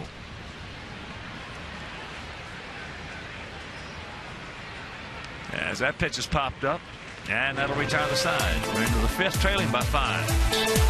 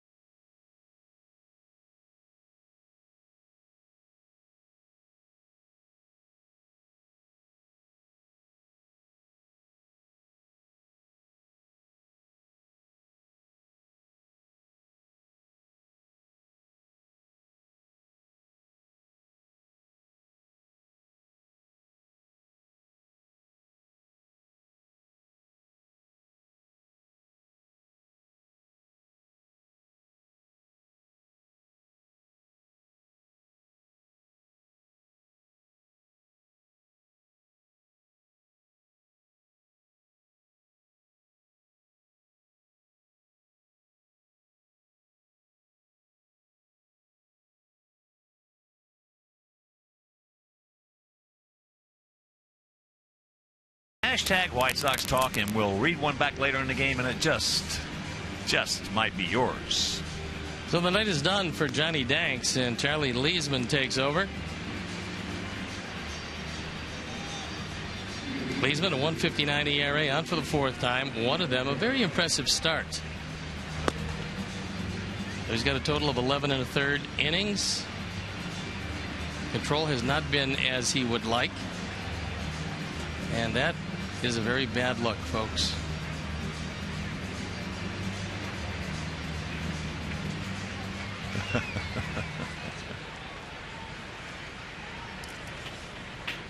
Everything is hunky-dory except the score. They lead it 7-2.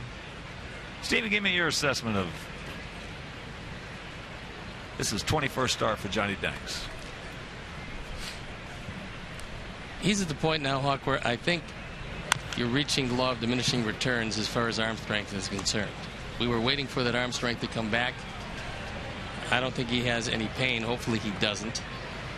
As far as the movement, that's what he's really been lacking. That's the reason so many of the pitches going out of the ballpark. Because sometimes he's hitting the spots he wants to hit, but without any late movement, it doesn't get off the sweet spot of the bat. So I think this year, in coming back the way he did was necessary. He came back earlier than expected. Didn't come back with particularly good stuff. And I think next year, further away from the surgery, I think the life will come back to the fastball. It certainly has to help on the cutter also. But this has been a very trying time for John because he worked very hard to get back. He has gotten back. It just hasn't worked out near as the way he wanted it to. Well, from my standpoint, I couldn't be happier than where he's at. Because he took the ball. took the ball. He's got over 130 innings in. If you'd have told me spring training that Johnny Danks was going to get over 130 innings in, I would have said take it regardless of what the outcome was, because he has to go through it. Yep. He has to go through regaining his arm strength. I think next year we'll see a big season from Johnny Danks. I think he's going to have an off season that he works probably harder than he's ever worked, even harder than he worked coming back to get in pitching shape again, because he realizes that he's going to have to, after the surgically repaired arm, he's going to have to get a whole lot stronger. Well, with the pride he's got and the competitive spirit he's got, I don't think that's going to be an issue. I really don't. Is that ball high in left field off the bat of Cabrera going back, and that ball's out of here. A lively ballpark tonight. It's 8-2. Just the 12th home run of the year for Asdrubal. His 55th driven in. It's been a down year for Cabrera. Our forward home run replay. Leesman gets it up, and Cabrera hits it out. That's just a high fly ball that goes out of a homer haven. It is a homer haven. No, getting back to Danks, I just couldn't be happy. I've seen him make almost every start he's made in the big leagues, and the way he came back to get that many innings in after that surgery. Next year we'll see the real JD. A lot of people look at the radar gun and they say, well, look, it's close to his velocity that he attained before, so everything should be fine. Well, there's all kinds of ways to get to 91 miles an hour. And an easy 91 with late life, which is what John had before the surgery, is a whole lot more effective than the 91 that he's shown now. When he doesn't have that life, he will reacquire it. I think the man you just saw, Don Cooper, is ecstatic that he took the ball this many times this year. He got that many innings in, because he knows what Danks has got inside. Gomes is 2 for 2, 2 doubles. One hopper off the center field fence, and the other one off the center field fence.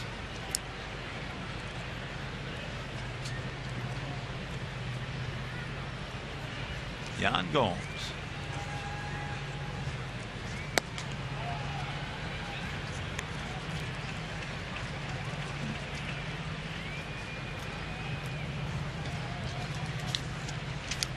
And our Sox and Athletico Physical Therapy both understand the importance of injury prevention in players and fans' daily activities. So visit athletico.com/blog for injury prevention tips. Athletico Physical Therapy, the official physical therapy provider of our White Sox. Athletico, better for everybody. Well, Yan Gomes, along with Mike Aviles, came from the Toronto Blue Jays in exchange for Esmiel Rogers. A very one-sided deal as far as the Indians are concerned. And the rain starts to fall.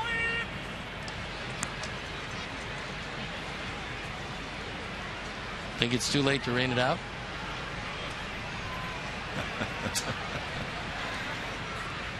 No chance with the way we've been going.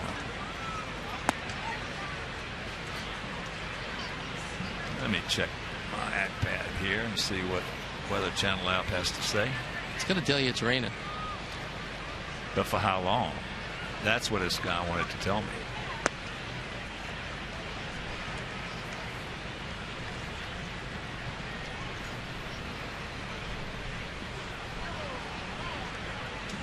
Well,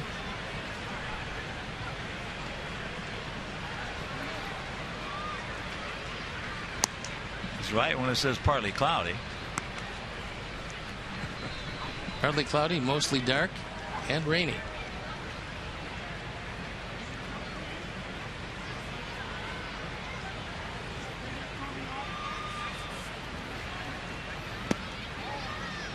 And that's ball 4. So back-to-back walks. That's no good. Oh, we're fine. Unfortunately, we just got us a little bit of sell.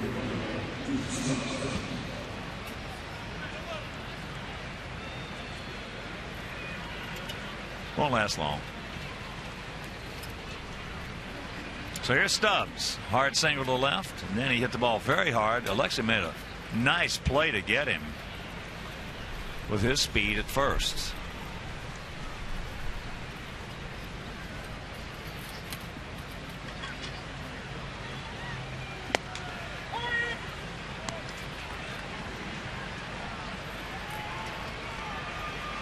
Now it's starting to pour.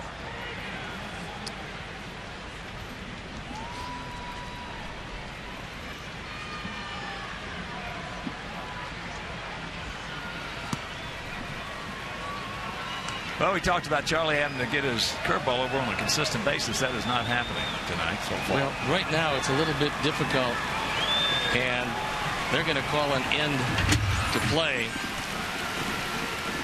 because there was no way that Charlie was going to be able to get a grip on the baseball with it raining like this.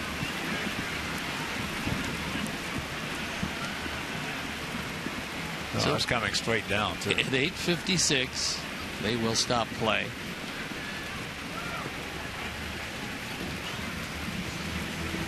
And it's all Indians. 8-2. Johnny Danks went 4 innings, gave up 7 runs on 9 hits. Didn't have great stuff, gave up a few more home runs. That's been one of the big problems. And didn't get a lot of defensive support. Well, that's the whole key there, too. Yep. There, almost every pitcher on our staff's numbers could have been looking a little bit better if they'd had decent defensive support this year. But they haven't, and our numbers still they're not bad. No.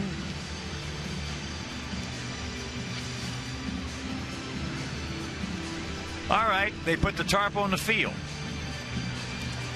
And in the meantime, we're going to take you to some rain delay programming. It's called Inside Look with Jenny Finch, the lovely Jenny Finch.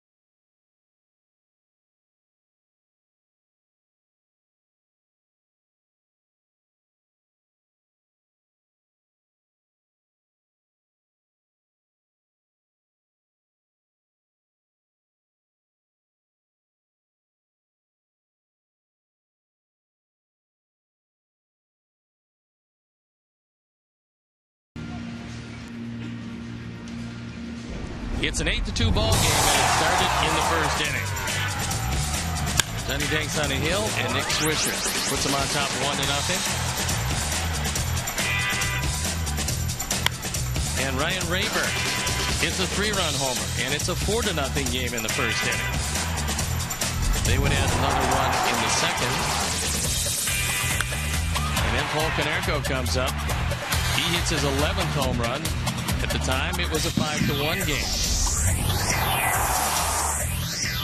Alejandro Diaz drives in 1. This coming in the third inning. That's his 58th driven in. And unfortunately, as Asdrubal Cabrera leads off this 5th inning with the 3rd drive home run of the night, it stands at 8-2. Runners at first and second on a couple of walks. So Charlie Leesman greeted rather rudely by Asdrubal Cabrera. And now they're talking about the surface around home plate. Umpires not particularly happy with it at this point. And I think it's because of the chalk line. That's what they're talking about.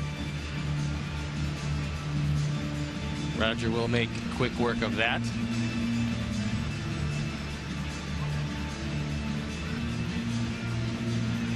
It's a very short rain. And the field didn't take a whole lot of water. It's in excellent shape. And hopefully Charlie Leesman can find his control. He's got a 1-1 count on Drew Stubbs, who's 1 for 2 tonight. And while we have a moment, earlier today, manager Robin Ventura, pitcher Chris Sale, designated hitter Adam Dunn, and Executive Vice President Ken Williams visited the Ann and Robert H. Lurie Children's Hospital of Chicago.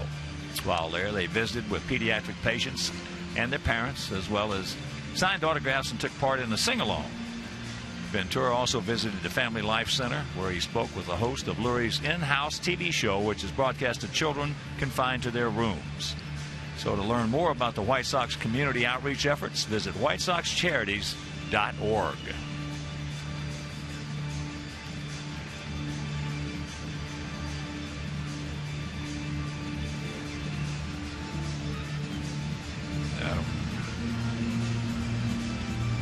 So we're just about set to get this game resumed.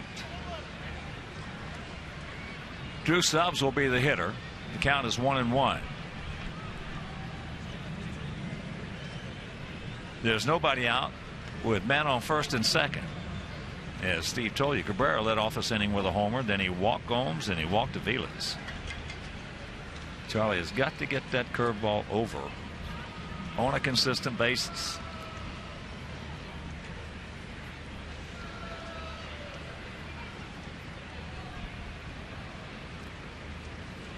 One pitch. So a 17-minute delay.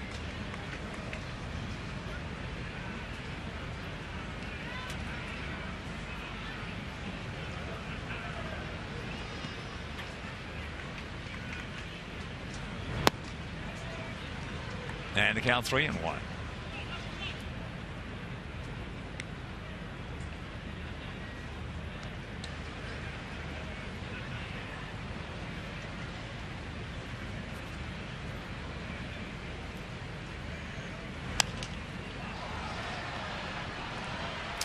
Full count.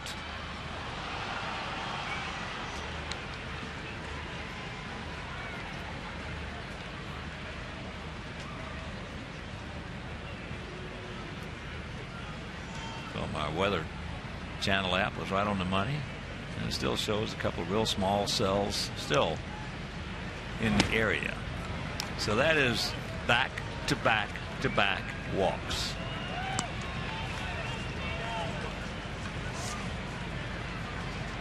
Well, Charlie came in 11 1/3 innings. He had 9 walks. He's still thrown 11 1/3 innings, and he's had 12 walks.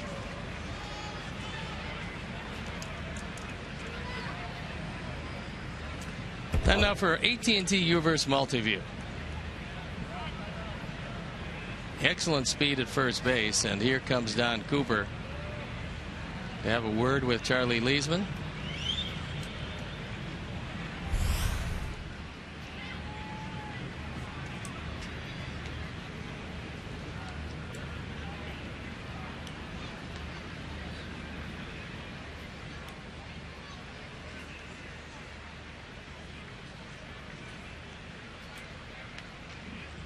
Dylan Axelrod loosening up in the pen.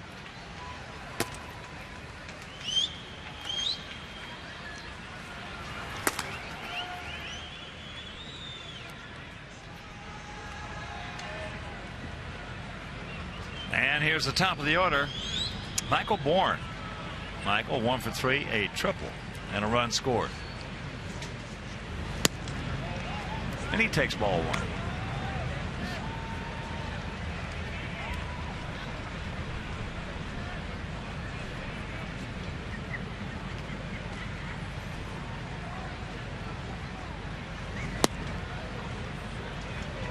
And he takes ball 2.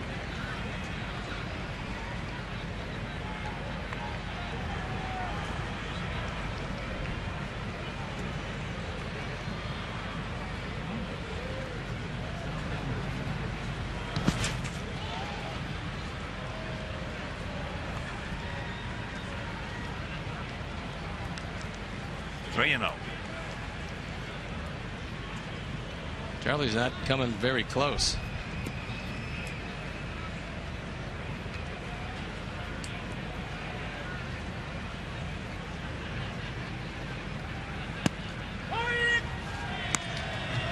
There's 1.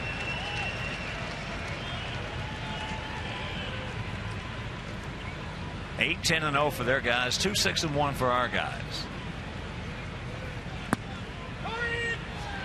There's 2. So a full count.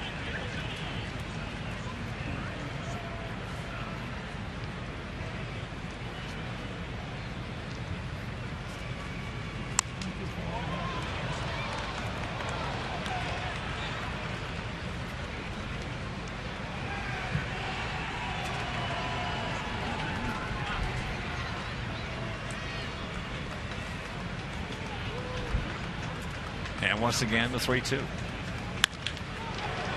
And there's the base hit. Second on the hold. The runner at third is Gomes scores. And it's a 9-2 ball game. Second hit of the night for Bourne, RBI number 43.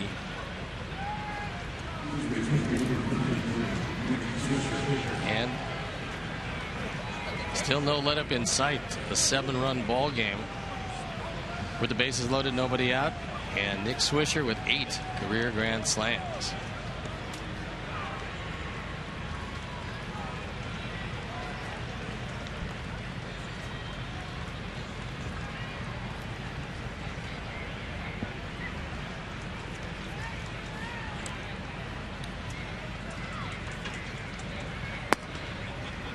That was time for the second half.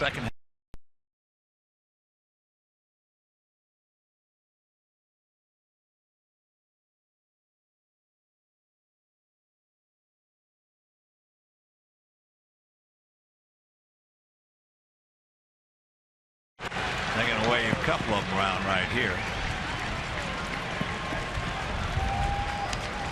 And it's 11-2. Still nobody out. Second and third driven in of the night for Nick Swisher, along with his solo home run in the first inning. Second and third driven in of the night for Nick Swisher, along with his solo home run in the first inning. So Swisher now with 55 driven in. And the route appears to be in full bloom. All 3 walks have scored.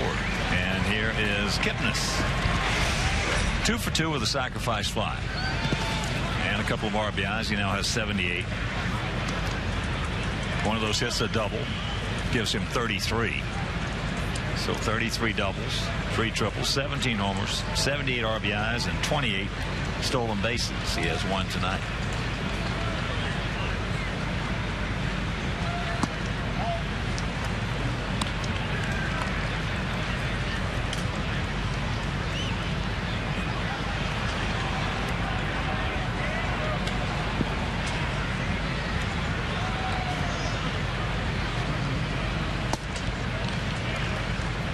3-0.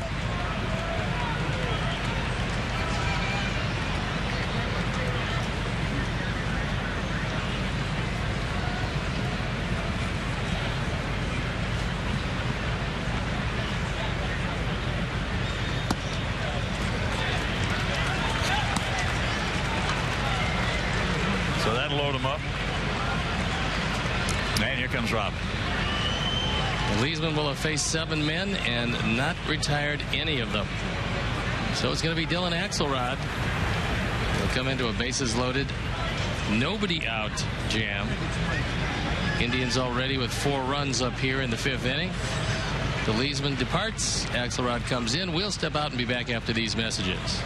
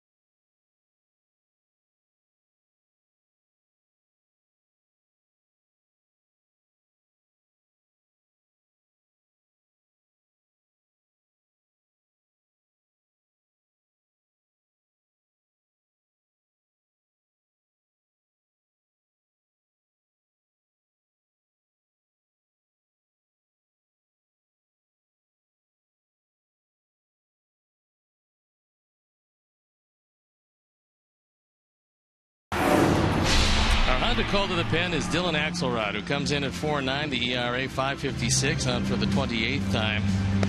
18 of those appearances starts. And he inherits a mess here in the 5th inning. Bases loaded, nobody out.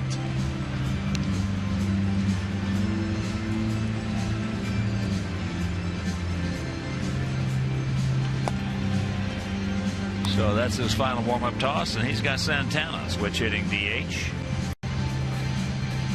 0 for 1 with a couple of walks and a run scored. Top of the 9th inning in St. Pete. Rays leading Boston 4-3.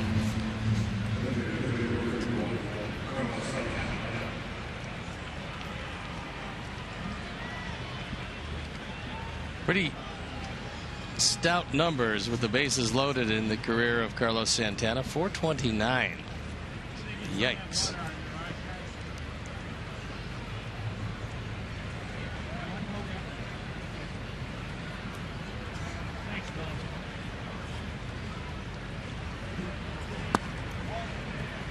And he looks low ball 1. So the Sox packed with Indians. And area sold out.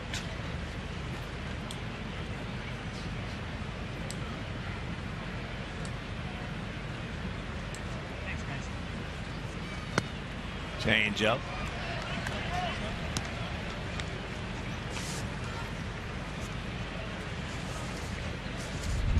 One to count. 11, 12, and 0 for their guys. 2, 6, and 1 for our guys here in the top of the 5th inning. And to count 2 and 1.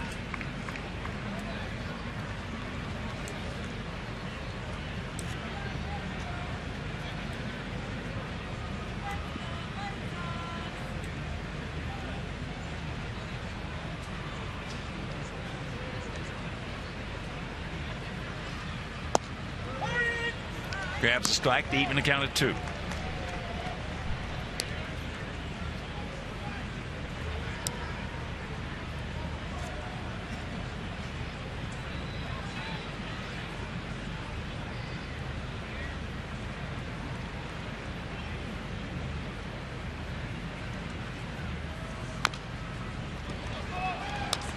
Had him out in front on that changeup.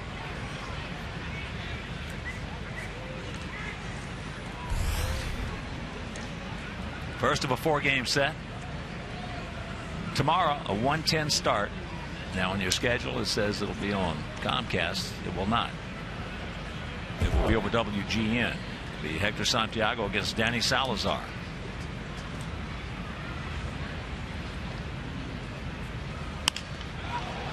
He just muscles that one for a base hit out there in the right field.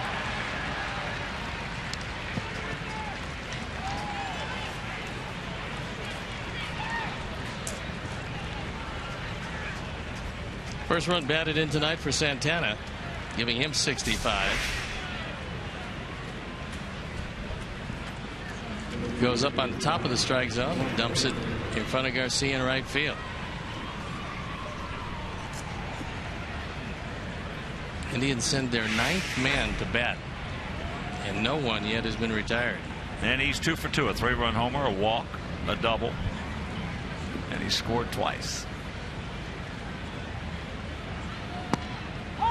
Takes first pitch strike.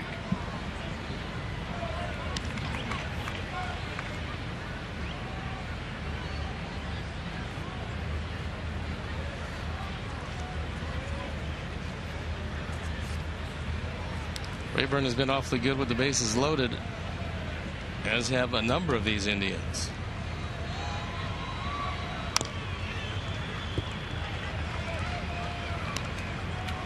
Oh, and 2.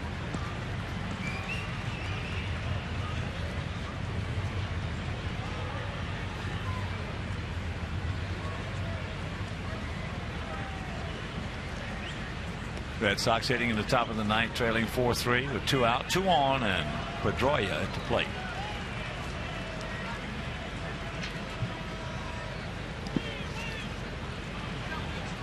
One and 2.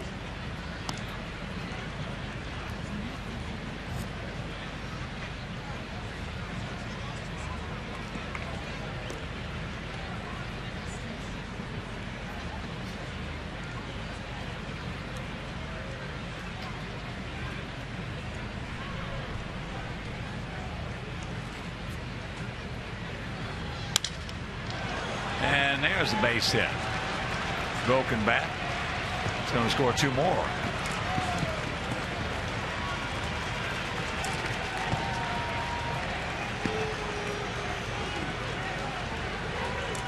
Three for 3 for Rayburn, a triple shy of the cycle. He's now driven in 51, including 5 tonight.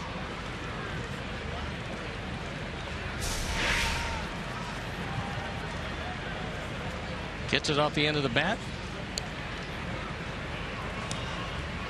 And it's a 14-2 game.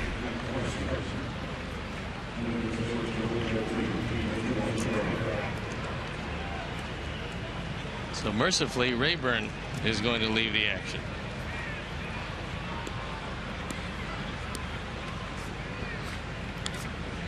Here's the man that started this inning off with his 12th. As Matt Carson will run for him. Homer, and here's Cabrera as Drupal.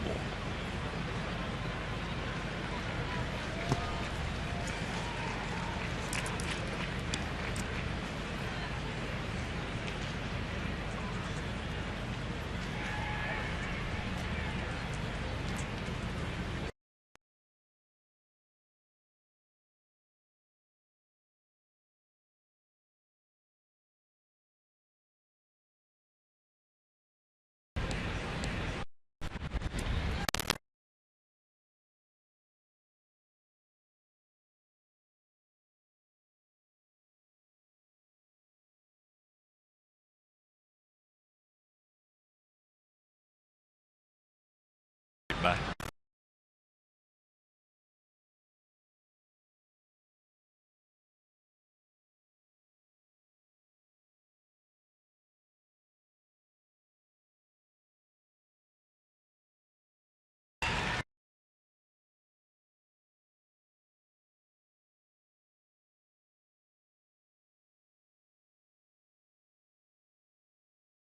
And there's the strike.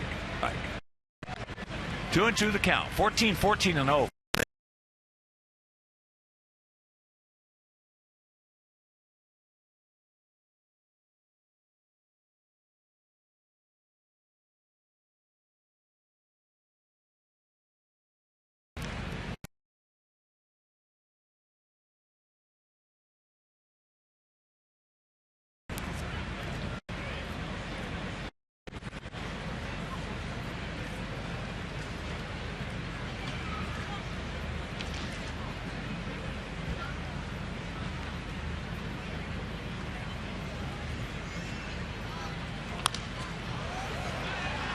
And a healthy Hack.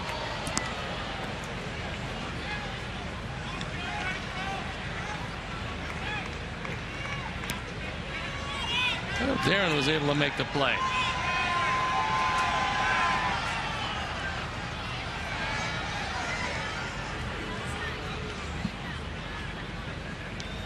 Darren can make a few plays. He was a good outfield. Get foul. It will. So the count hangs at 3-2. It will.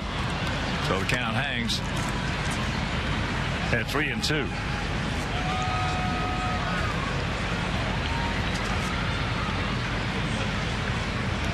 So the line on Charlie Leesman is over. No parts of an inning. 7 runs earned, 3 hits, 4 walks. That's going to be a little hard on his ERA.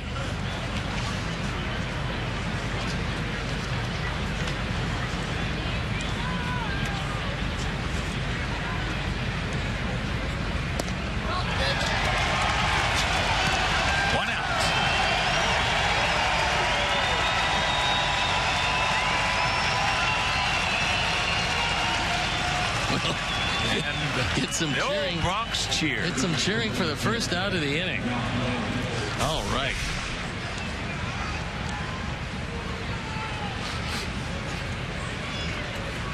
And here's Jan Gomes. 2 doubles, a walk, and a run scored.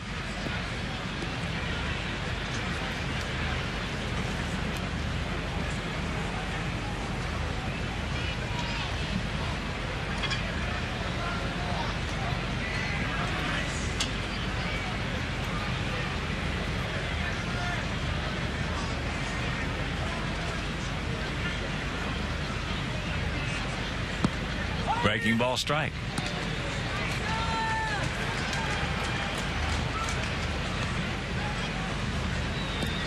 Checking some other scores, some finals for you. Oakland beat Minnesota this afternoon 8-2.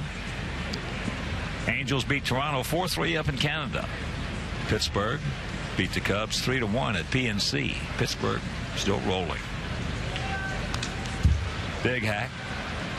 Nasty Nats beat the Mets 7-2 at Citi Field.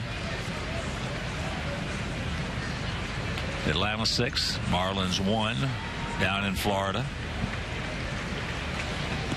Freddie Garcia winning that ball game. Yankees leading Baltimore 5-2. That game in the bottom of the 7th. At Oriole Park and Camden Yards.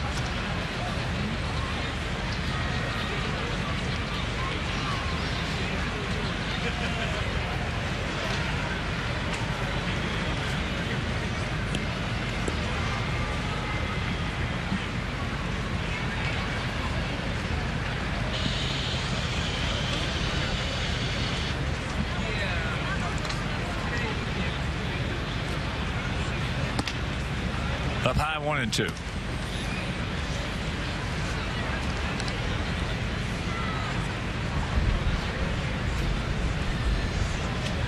In the meantime, Corey Kluber probably is going to feel like he's pitching the second game of a doubleheader.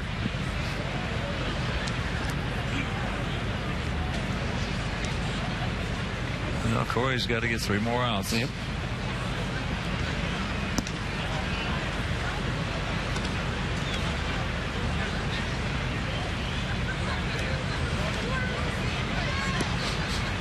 He's been waiting a long time. 7 runs if you're just tuning in across the plate here in the top of the 5th. They lead at 14-2.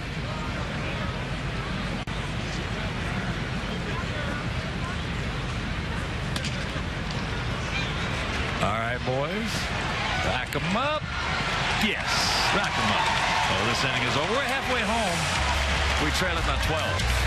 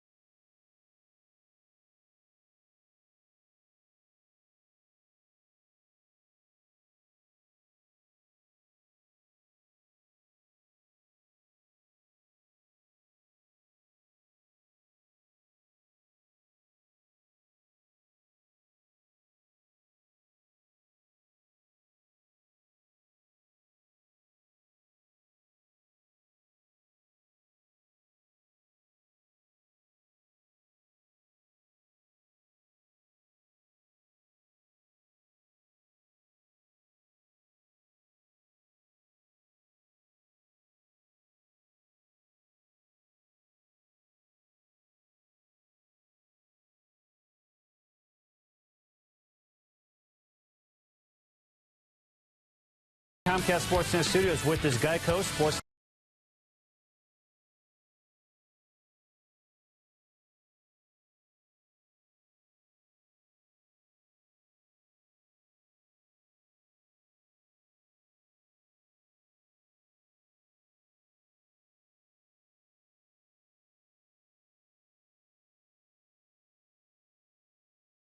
So we head into the bottom of the 5th inning, and there are some changes for the Tribe. Matt Carson checks in right field. Drew Stubbs shifts over to center field. Jason Kubel comes in the game in left field.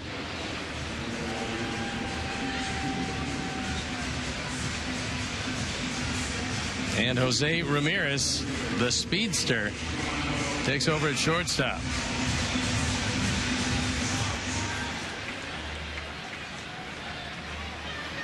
And here's Diazza. He has walked and has an RBI single. 14-2 Cleveland. Corey Kluber, 27-year-old right-hander, 6'4", 215 pounds, out of Jacksonville, Florida.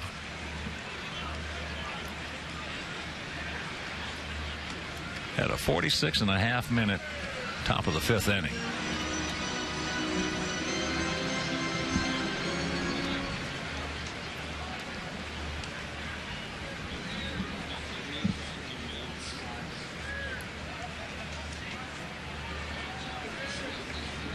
That pitch was a good one. Grabs a strike, and the count 1-2.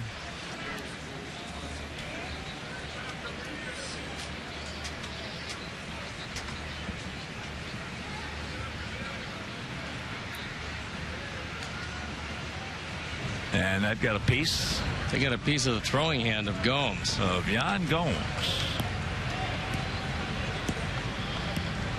Says it okay.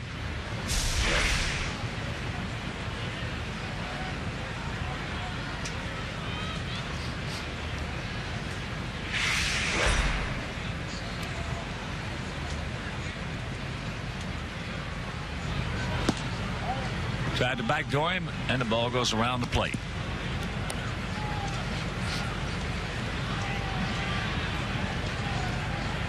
In that Oakland 8-2 win over Minnesota, Griffin the winner. He's 14-9. Diamond takes the loss. He's 5-11.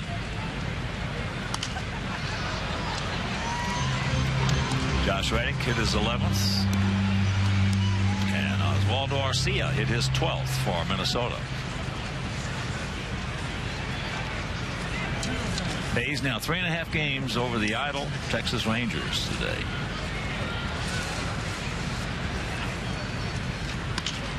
Softly hit. Good feed. 1 out. Milwaukee leading St. Louis 4-2 in St. Louis.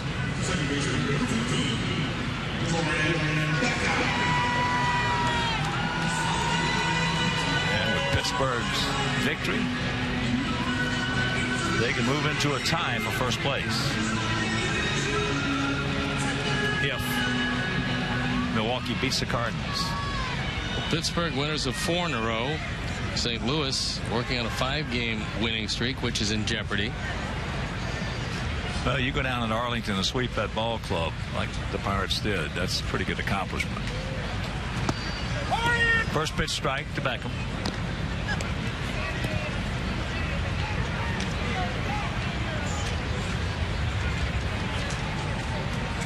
Leary on deck. Oh, what a game he had last night if you missed it. 2 down. He made 3 plays that were just eye-popping. He also went 3 for 4 with 2 stolen bases. And if you missed that game last night, poof. Well, he hit the ball on the ground, which is what you have to do when you have speed. He played a great second base. Outran a lot of the throws. Even with the strong arm of Iglesias, couldn't contend with the speed of Garcia.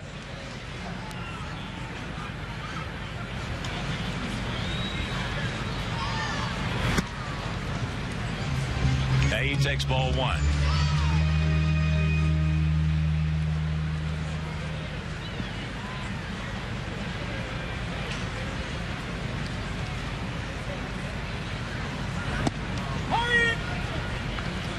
One to count. Alexei was 0 for 2, a strikeout and a 6-4 fielder's choice.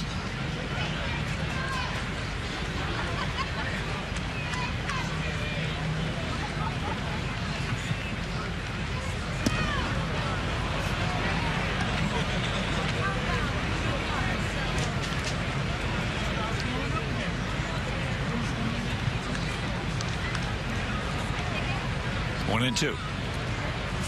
Adam Dunn on deck. And Kluber still throwing that fastball anywhere from 93 to 96. Yeah, Corey Kluber is impressive.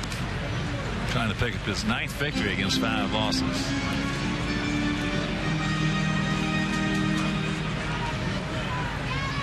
Not a whole lot of pitches, but a whole lot of time spent watching a 7-run fifth.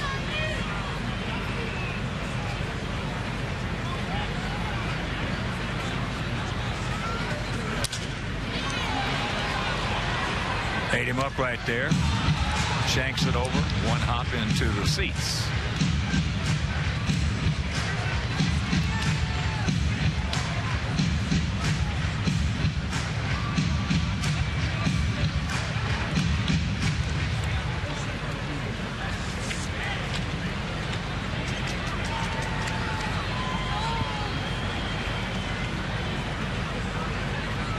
San Francisco at LA. They are in the bottom of the 2nd inning. Giants leading the Dodgers 1-0. Kluber wanted that one, and justifiably so. Leary got a break.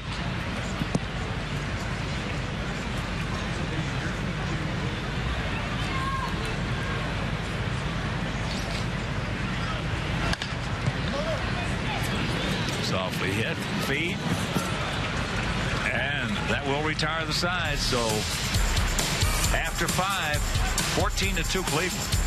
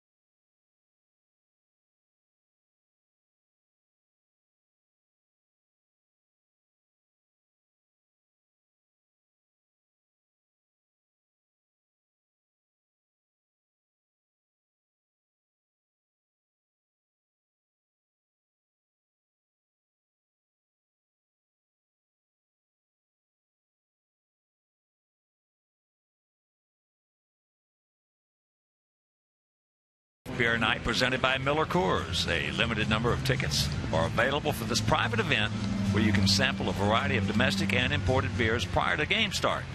So purchase tickets today by visiting whitesox.com/craft. Got some changes. Leary Garcia stays in the game at shortstop. Connor Gillespie checks in at first base. And Gonzalez comes in behind the plate. First pitch strike. There's McGill. And Avila's at the plate. Mike 0 for 1 with a sacrifice fly, a walk, and a run scored. 14-14-0 for the Tribe. 2-6-1 for our Sox.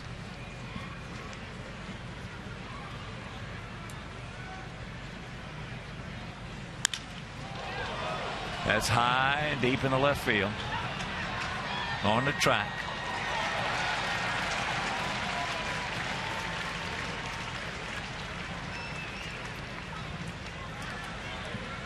One out, and that'll bring up Drew Stubbs. Started in right, now in center. Drew is 1 for 2 with a walk and a run scored. Cleveland was having some problems scoring runs as they headed into this series. Haven't seen a whole lot of that difficulty here tonight. And the ball is almost a blueprint of his first hit.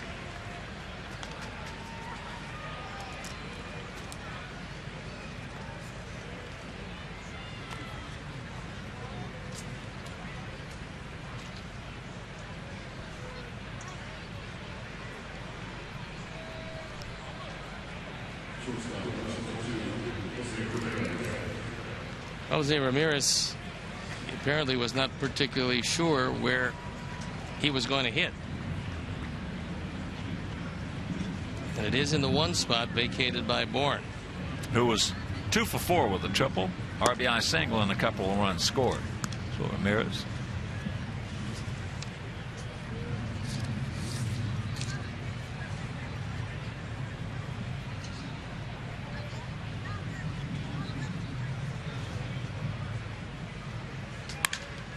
That ball hit hard. But we got a man there.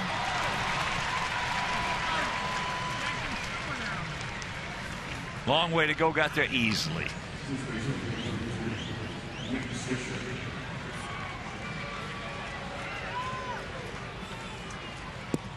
So the switch hitting Ramirez is retired for out number 2. And Nick has had a pretty good night. A couple of hits. 3 driven in. Well, he got him started in the first inning with that 1-out home run.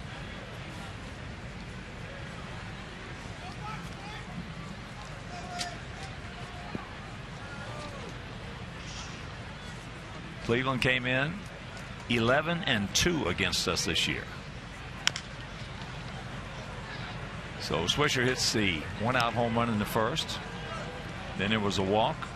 Base hit by Kipnis, then a walk to Santana, and then a 3-run homer. So they come in 11-2 with high spirits, and they get 4 in the top of the first, and they've scored in every frame since then, with the exception of this one.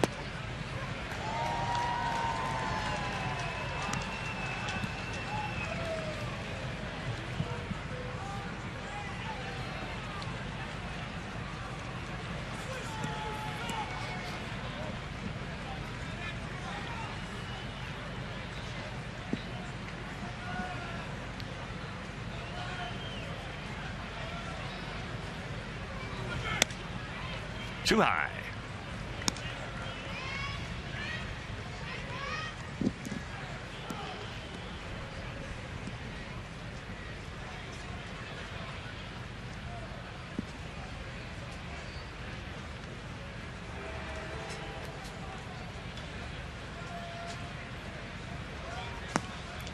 That little switch hitting Jose Ramirez, by the way, is 21 years old, and in his 2 years pro ball, he's a .342 hitter. And he had 5 at bats and has scored 4 runs coming into that at bat.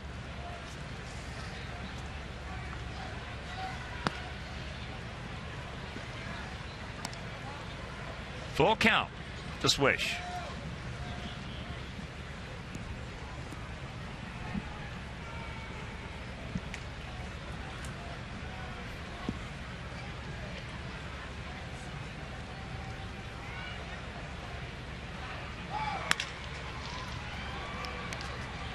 Beckham, and they finally do not score.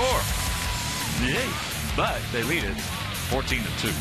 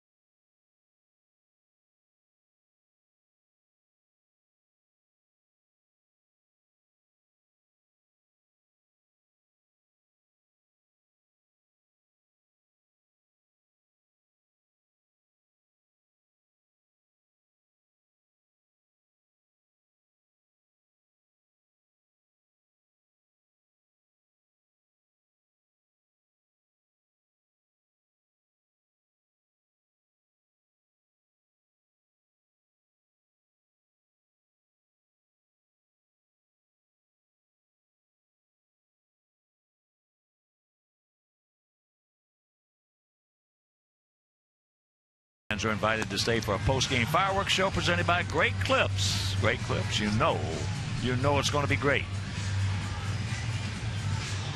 The new pitcher coming into this and is Josh Tomlin. So Kluber went 5, gave up a couple of runs on 6 hits. There you see the numbers in the minor leagues this year. And this is his first opportunity to pitch with the Tribe this season.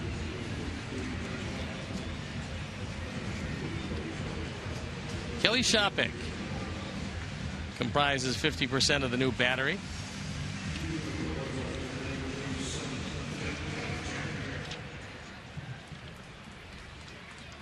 So here's Keppinger.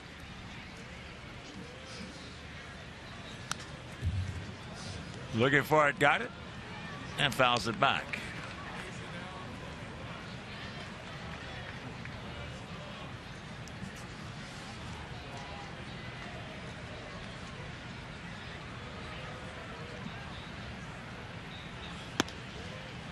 Oh, 0-2 the count. Tomlin, 28 years old, out of Bullard, Texas. Last year, 5-8. 2011, 12-7 with the Tribe.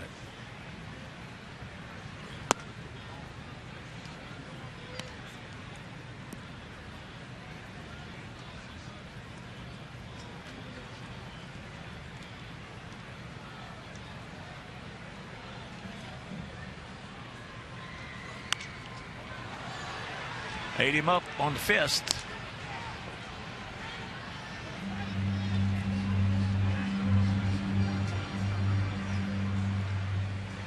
Mike Aviles, who was in the game, moves over to shortstop. Lonnie Chisenhall comes in the game at third.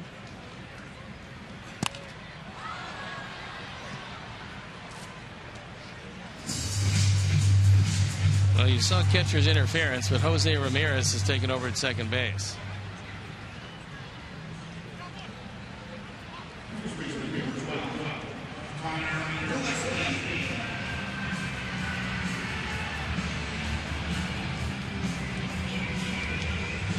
So here's Connor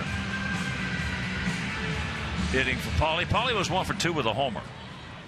That scored is E2. Error on Shopik.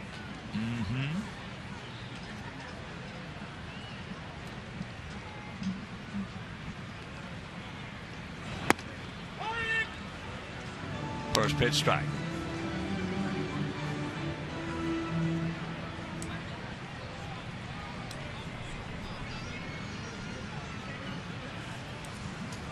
Going to be a quick turnaround for our guys for tomorrow's 1:10 start. So make your plans to be with us here at the ballpark. Hector Santiago against Danny Salazar. And that ball hit hard, but going foul. Danny Salazar has got some arm. He's 1-2. His ERA is 2.92. Talking to some of our guys in the front office, they say he might have the best split finger in baseball. And he gets that fastball up at 97, 98 miles an hour. So he's a very impressive youngster. Yeah, we're going to probably have another rain delay, which would be apropos. Rain starting to come down pretty hard. Let's go back to the Weather Channel app. They're going to get the lead man, and that's it.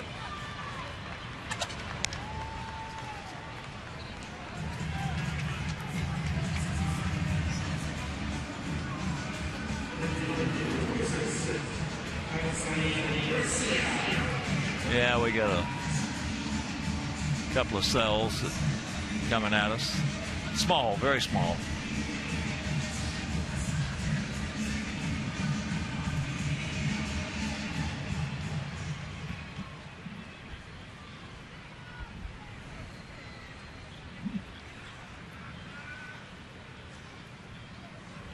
Hevesy Hill is 2 for 2.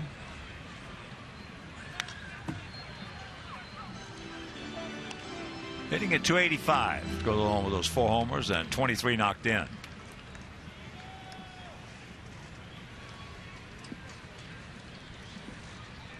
There's Roger. Hopefully we will not see him and his fine crew roll the tarp out again. 2 strikes.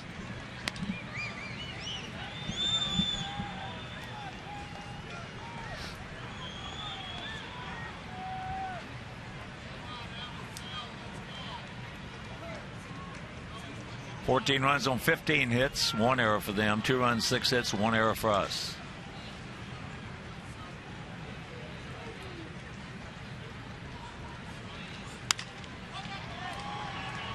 That ball several inches outside the strike zone. Watch out. Now Chris makes him call. So Matt Carson called off the play. 2 down.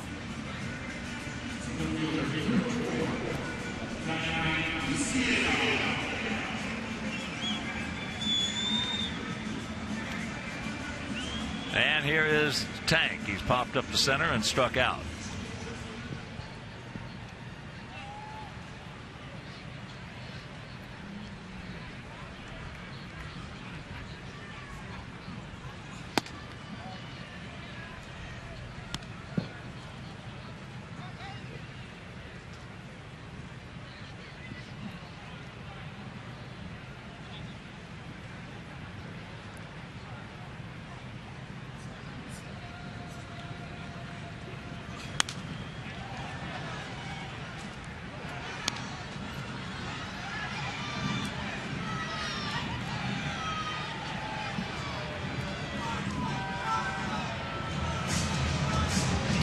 To count.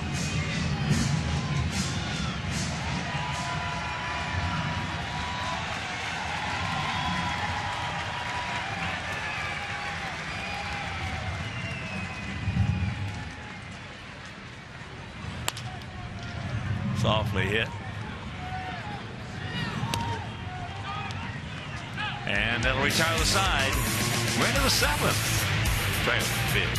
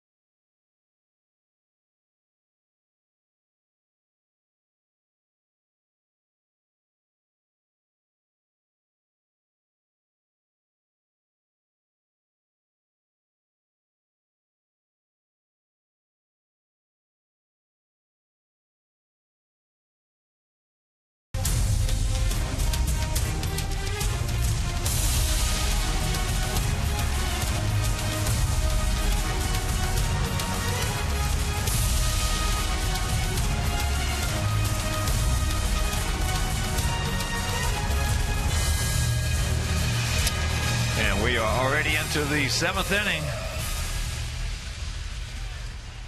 Chisenhall will make his first plate appearance, hitting in Kipnis' spot. Jason was 2 for 2. A single, a double, an RBI, a run scored. And the ball gets by Connor, so he will hustle into second base. I think the problem was that Connor started to retreat on that one instead of picking out his hop. So all you can do is shake your head.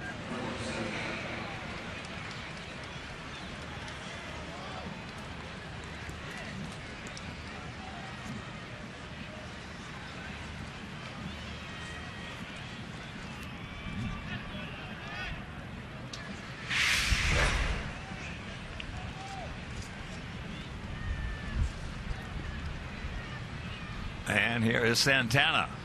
Carlos takes inside ball 1. Carlos has walked twice, has an RBI single, also a pop up to short.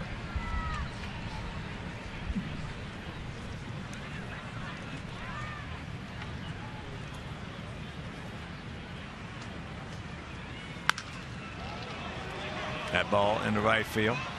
Caught it a little towards the end of the bat. So Chisenhall will tag, moving to third. 1 out.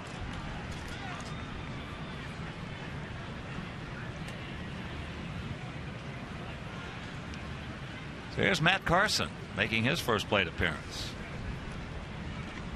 for Ryan Raber, who was 3 for 3, 2 runs scored, 5 knocked in. Continuing to do what he's done all year long against our club. He's hit everything in sight. His whole career. He is a definite Category 1 Sox killer.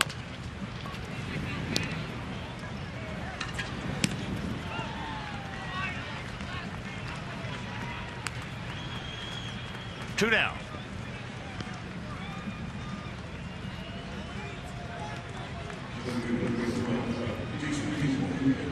That'll bring up another Sox killer that we hadn't seen in a while. Jason Kubel. When he was wearing that Minnesota uniform, he was awfully tough. Then he went to the Diamondbacks, and now he finds himself with the Tribe.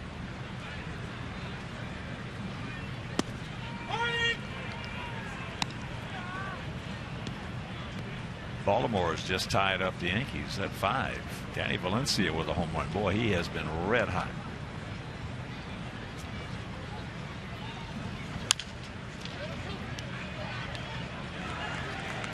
Connor will pick it up, step on the bag, and that'll return to the side. 7th inning stretch. Not good.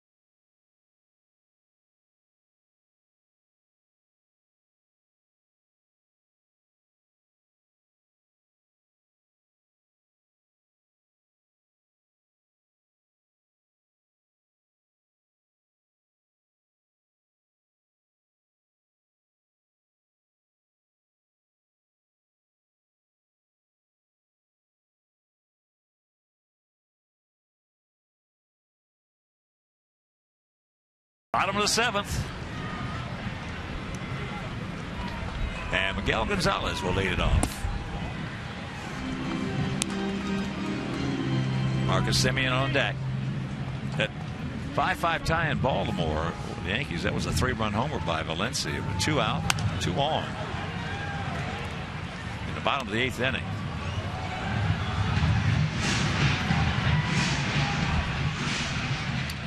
He's hitting .330, so he's doing something right. Boy, he wore us out, I know that. Good breaking ball. 1-2 the count.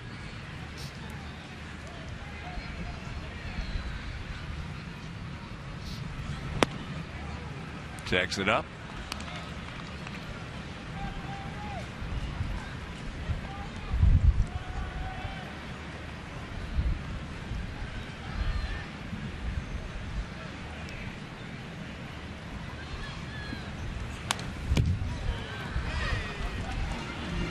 Just did get a piece of it. And now the rain starts to come back down. Not real heavy, but it's heavy enough to chase the crowd back under the seats.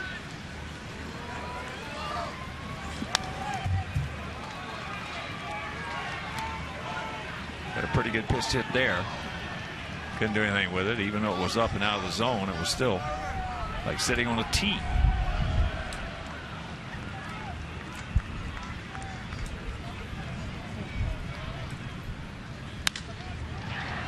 And that's into left center field. Get down. It will. That's his first major league hit. So congratulations. They'll get the ball back into our dugout.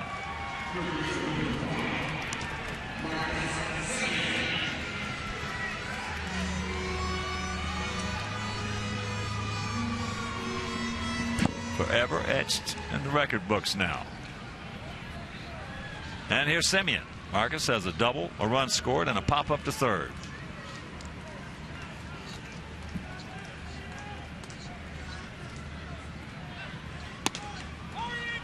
Well, I'm sure glad I wore my good luck pants tonight. Well, without those, it might be 20-2. That's what I'm saying. Yeah. I'm glad.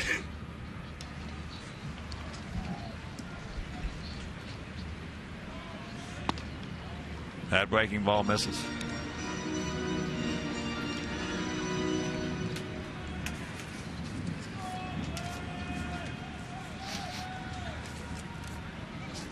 Now the rain has stopped.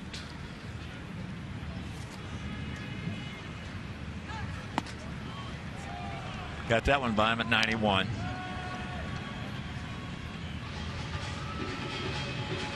Friday, 1:10 start tomorrow. Don't get many of those. Well, that's because of the Jewish holiday tomorrow evening.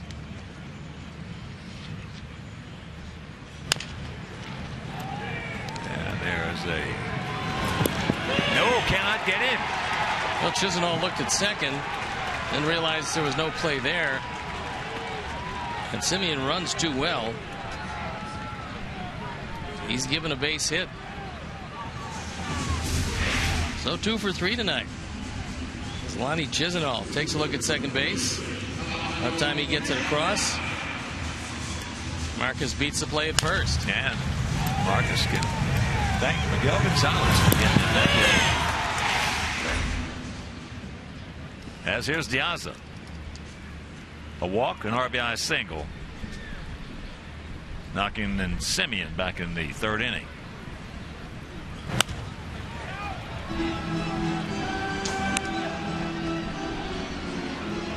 Now here comes the rain again.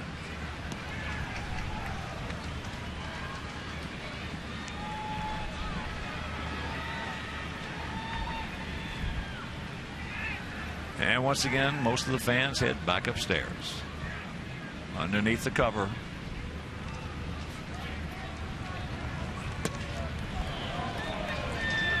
Tomlin lost track of that one. Almost airmailed Shopik. Tough to get a real good grip. Billy Shopik able to save it.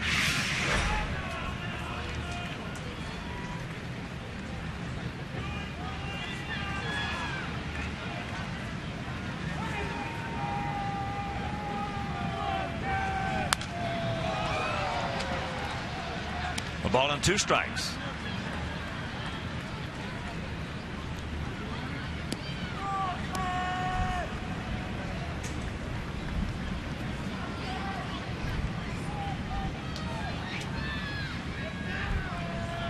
Yankees trying to get something going in the top of the 9th.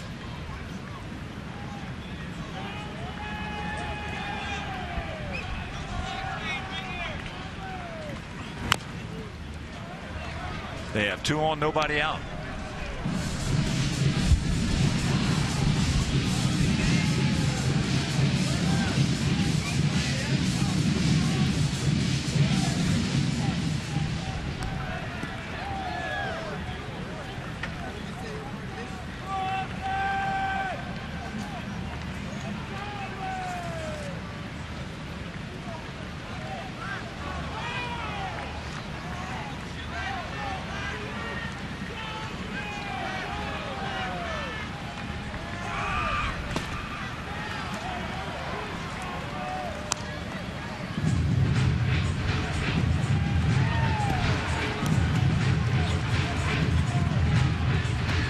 This is Rogers weather. Well, that man has made a lot of money on weather like this, because of weather like this, I should say. And worse. Checks it up. Full count.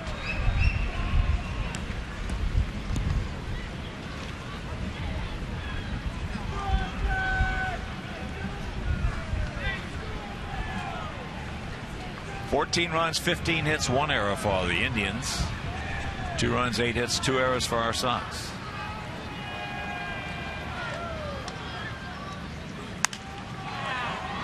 And that has popped up. Coming back, Chisenhall. 1 out. That'll bring it Beckham. Gordon's due. He's 0 for 3.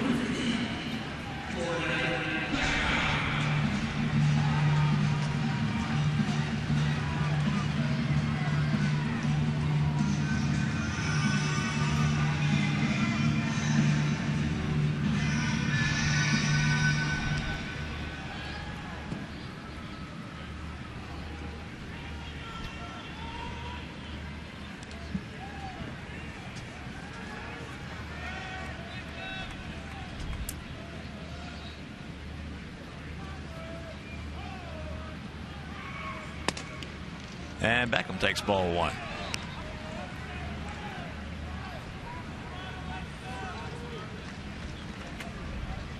Sox will have the 3 left against these guys. And then Minnesota comes to town for 3. And we go off on our last road trip of the season. With a makeup game on the 23rd here. And that'll be a 7:10 start on Monday the 23rd. Against the Blue Jays. And then we leave after that game, go to Cleveland for 2, and that is it as far as the road goes. Come home for 4 with Kansas City, and that is it for the season. And that's high into left field.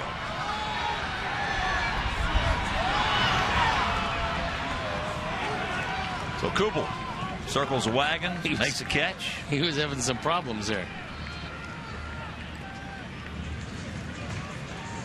2 down. Thought he had it. As he drifted back, then he had to come in and get it.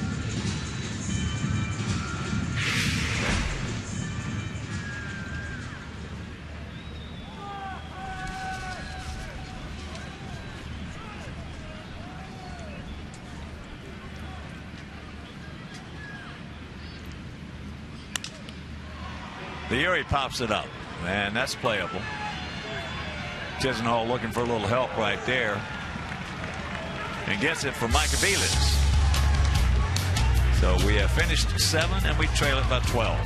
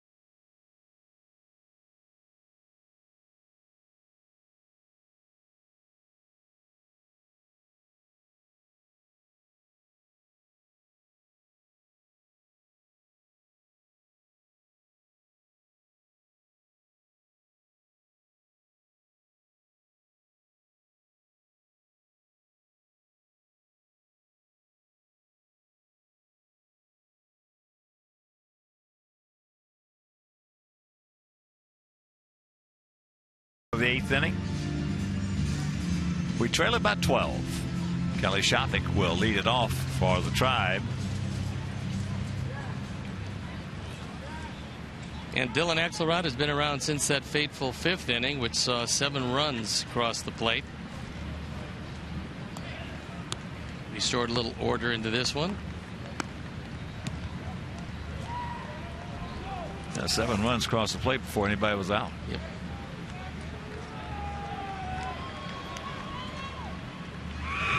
So Shafik takes ball 1.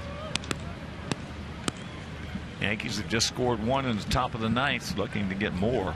And on 1st and 3rd, 1 out, and Soriano would to plate. Well, they just keep coming back. 1-1.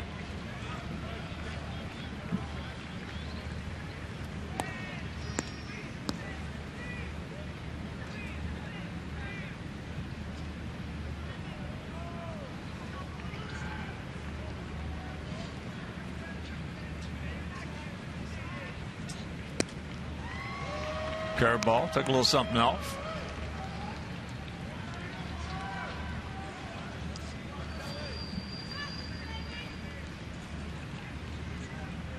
If you're just getting home, tuning in, Indians scored 4 in the top of the 1st, 1 in the 2nd, 1 in the 3rd, 1 in the 4th, 7 in the 5th. Nick Swisher got him off to a quick 1-0 lead with 1 out, top of the 1st.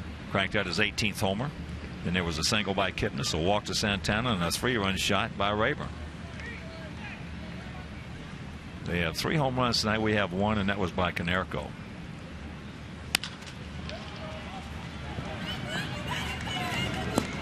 Nice pick by Gillespie. 1 out. And Sox fans, celebrate your Latino culture with Hispanic Heritage Night and fireworks presented by Miller Lite on Friday, September 27th at 7:10 p.m. Specially priced tickets, including lower level seats, for only $10. So to purchase tickets, visit whitesox.com/NHH.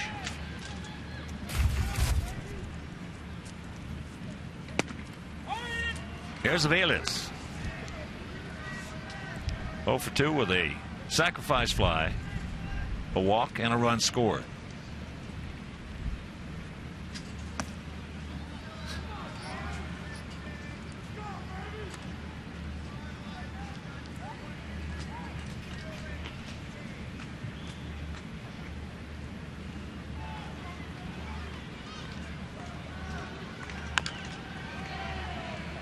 Reaches for that breaking pitch. Vinny Pistano loosening up in the bullpen.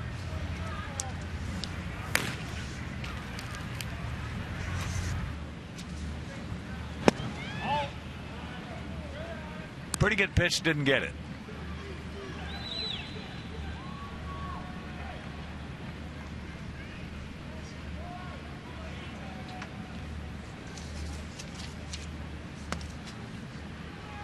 Paul Shivers had a good game behind the plate, but this is not the time to be missing close pitches. No.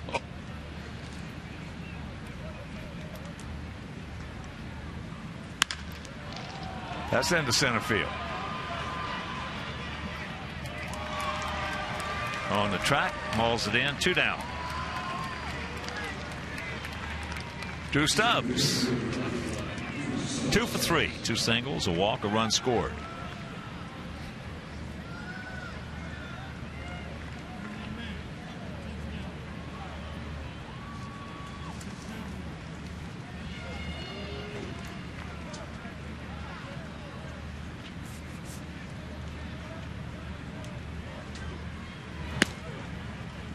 Stubbs, a .241 major league hitter coming into this year.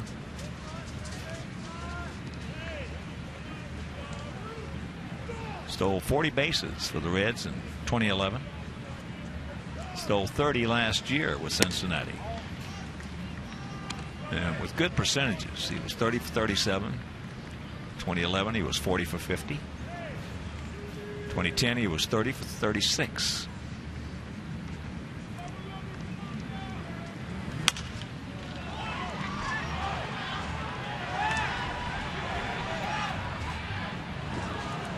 2010, he had 22 home runs.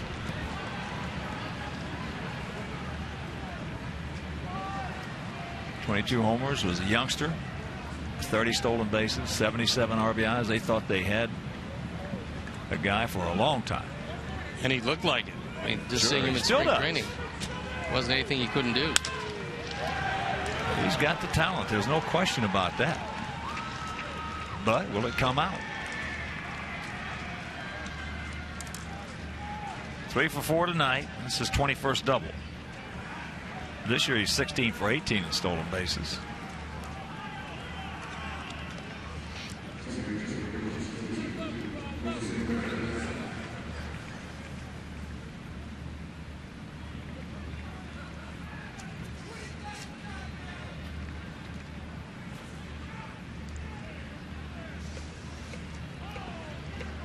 So here's Jose Ramirez.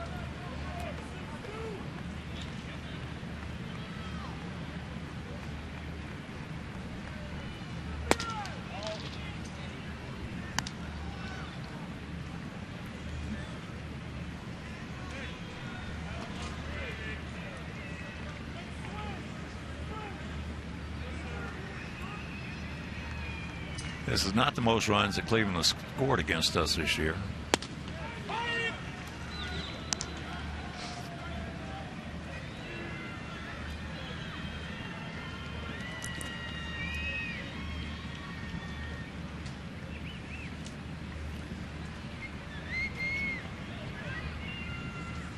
Oh, and there's a good breaking ball strike. On June 28th, they scored 19.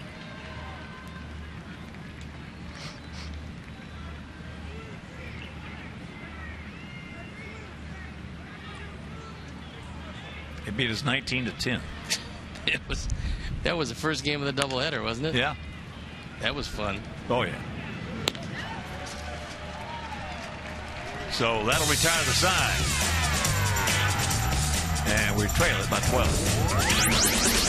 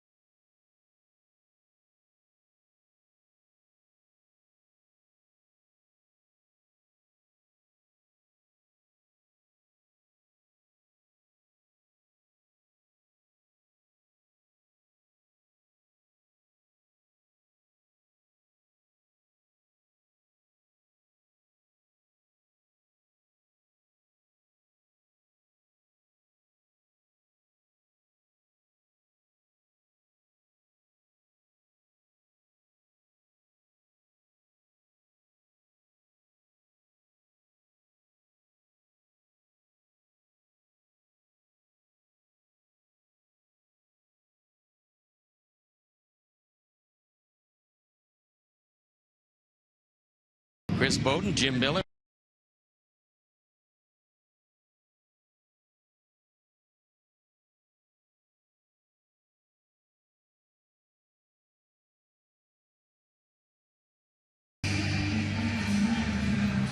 And Vinny Pisano comes into the game on for the 36th time. He was a closer when Perez went down for a bit. Successful 6 of 9 opportunities. Has not been one of his better years. There was a time when he was one of the top setup men in the game.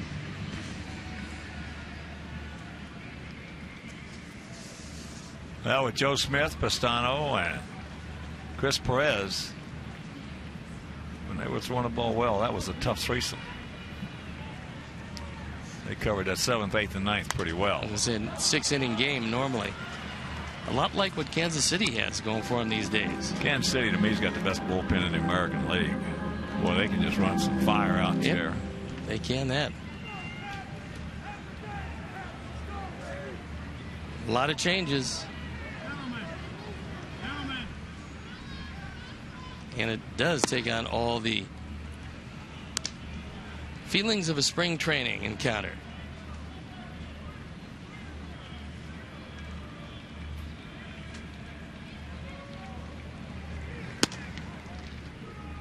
Pretty good breaking ball, didn't get it.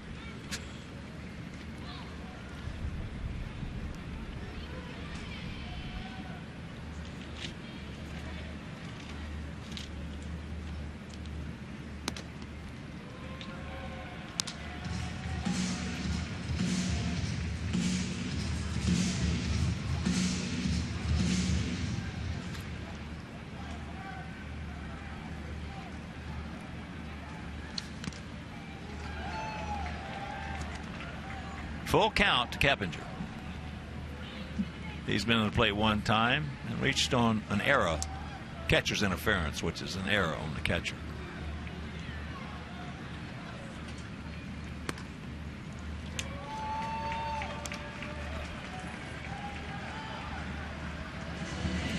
So the leadoff walk here in the bottom of the 8th, leading 14-2.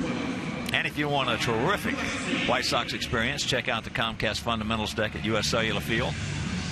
You can interact with White Sox trainers, run the bases at the wiffle ball diamond, and test your swing at the batting cages. So catch all the action with Xfinity.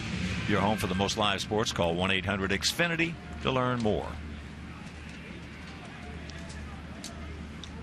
Connor, he's been to the plate one time, hit into a 4-6 fielder's choice.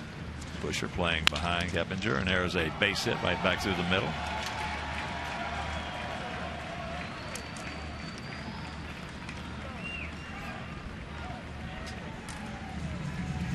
So the first 2 men aboard, and that'll bring up Avicii. Garcia, 2 for 3 tonight.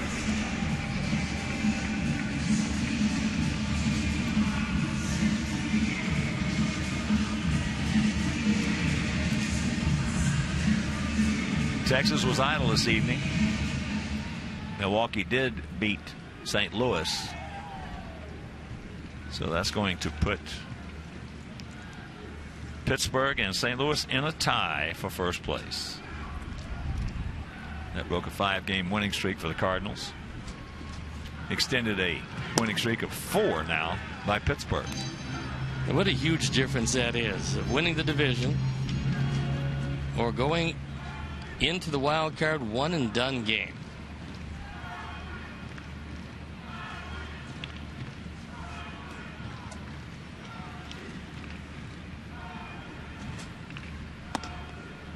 And the count 2-0. You know, a couple of years ago, Vinny come out of that bullpen throwing nothing but strikes. Yeah, he was as close to unhittable as any of the setup men at that point for a good 3 years, I believe. Big hack, and the count 2-1.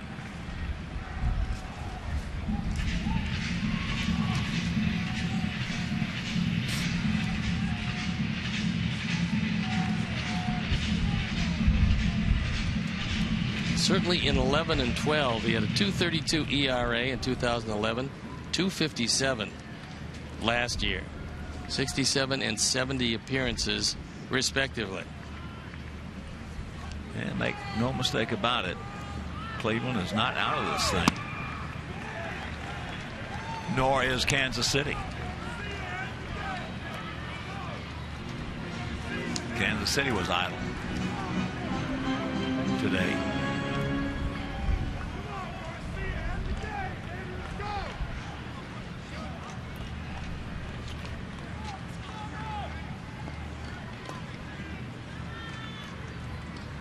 Two-two pitch.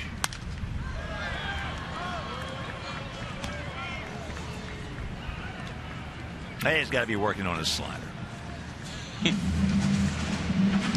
Comes in here with a 14-2 lead. Goes 3-2 on Keppinger, the leadoff hitter. Throws him a slider for ball 4. Well, So we got to be working on his slider. That's a lot of slider. That's his comfort pitch. Yeah.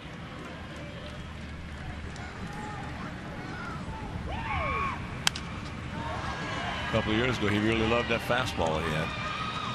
Of course, when you can throw it through a teacup like he could. Well, 2011, 84 strikeouts in 62 innings. Yeah. Last year, 76 strikeouts in 70 innings. Both pretty impressive.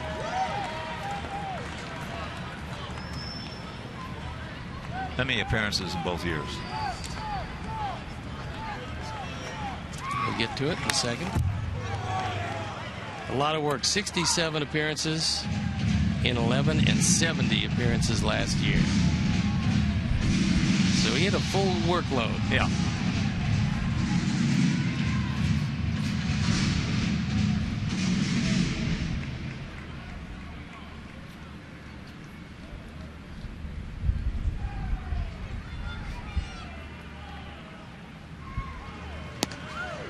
Another breaking ball. And a full count. Viciato on deck.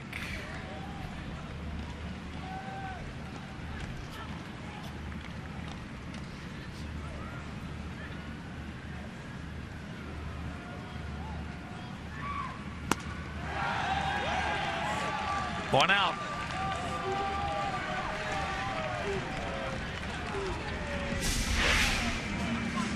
Long battling at bat, and the fastball in the outside corner wins the battle. Well, that workload may have taken that fastball down from where it was to 89. There's no doubt about it. Yeah. And that will happen. Oh, yeah.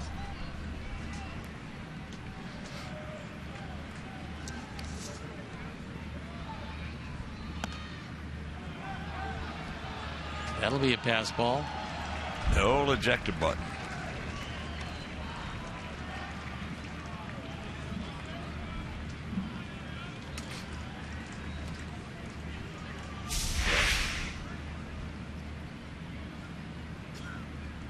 Just pops out of the glove.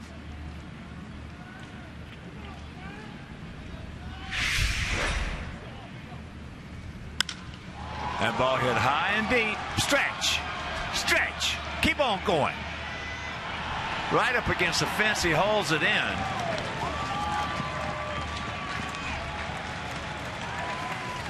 Carson did a nice job of concentrating because he realized when he hit the warning track, he was going to take about 3 backward steps and hit the fence.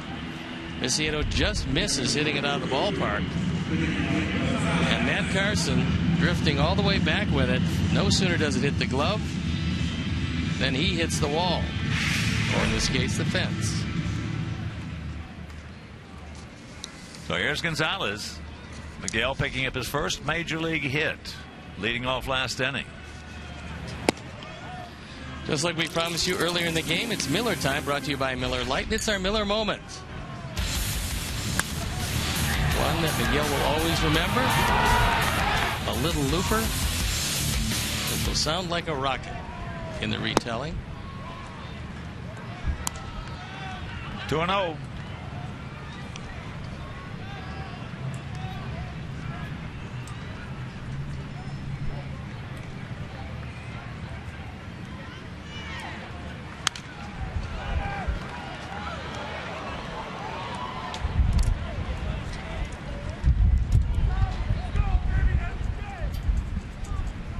So Miguel, who was voted the top defensive catcher in our organization.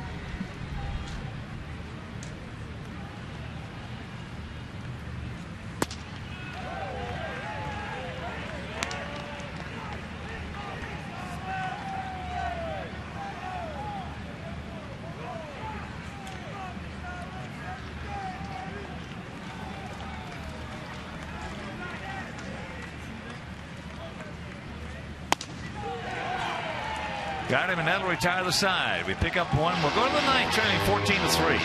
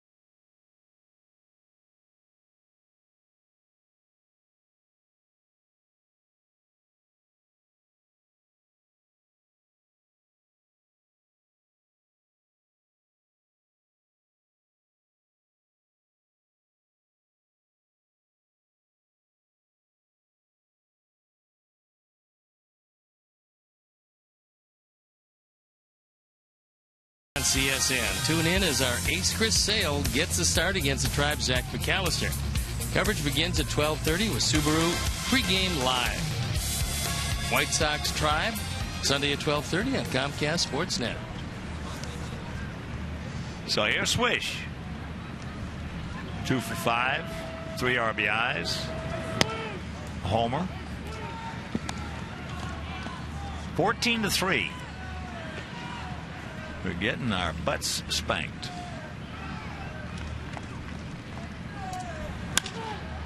That's into left field.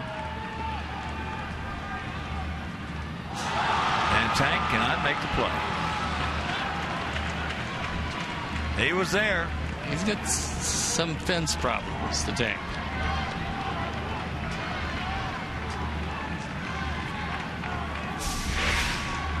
He was back there, and then he wasn't.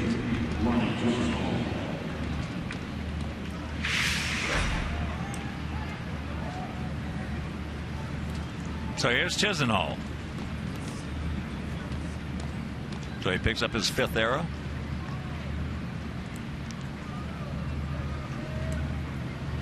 And our 3rd of the evening.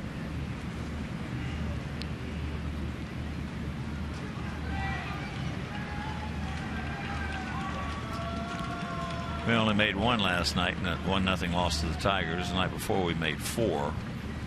We got beat 9-1 with a lot of unearned runs. That's fouled away.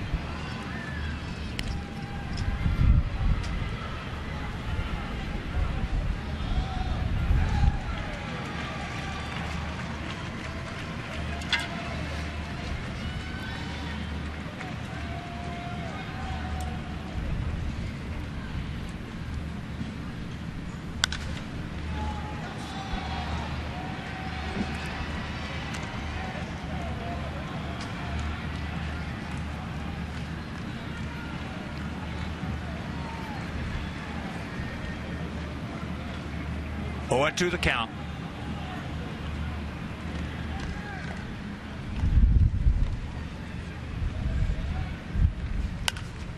Good pitch on the fists. Now the remaining fans have a real good chance of getting a souvenir. Each and every one of them.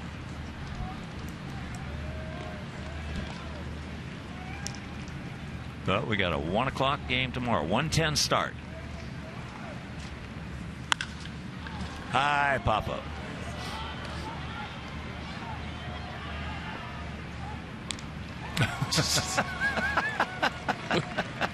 Looks like he almost turned his ankle. Yeah. So Uri makes the catch. He's staying with it, and yeah. He actually kicked himself on a play at first base and might be still feeling the effects of that. Boy, I used to do that all the time. I used to kick my right ankle bone. Running down the line. That ball's hit foul. Right size, wrong shape. But I used to kick it, and that thing would virtually almost all season long be bloody. Still bleeding? No, it's still got a scar there. Boy, does that hurt. And then the first thing you know, you get a strawberry when you're sliding. And in the very next game, you know you're going to have to slide again. Right on it.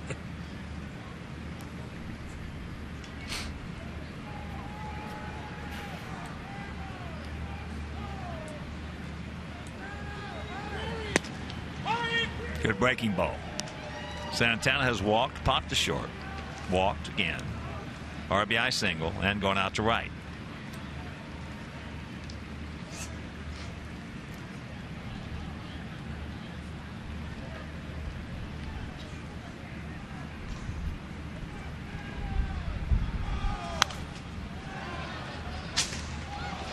If you're just tuning in, Dillon came all back in the 5th inning.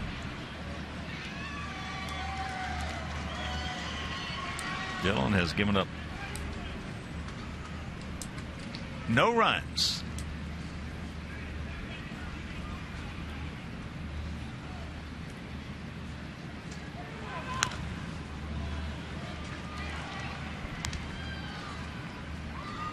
(14, 16, and 1 for Cleveland, 3, 9, and 3 for us.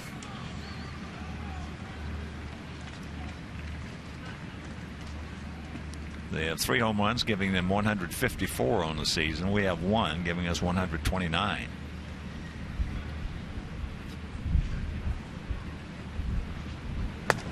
He gone. He knew it. 2 down.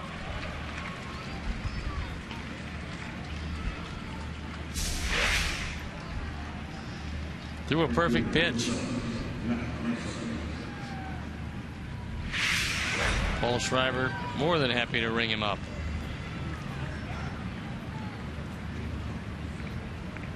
So here's Carson. Matt has been in the plate 1 time, grounded out to third.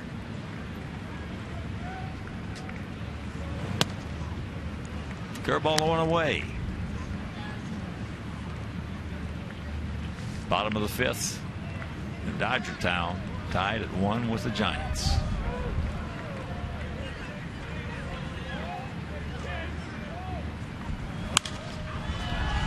And that's foul back right underneath us.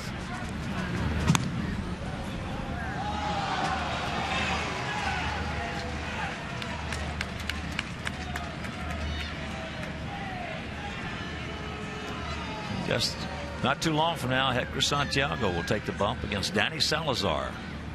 So make your plans to be with us. Hector, 25 years old. Salazar, 23-year-old. If you can't make it, that game will be over WGN. Now on your schedule, it'll say Comcast, but that game will be over WGN. As will Saturdays when Andre Rienzo goes up against Ubaldo Jimenez.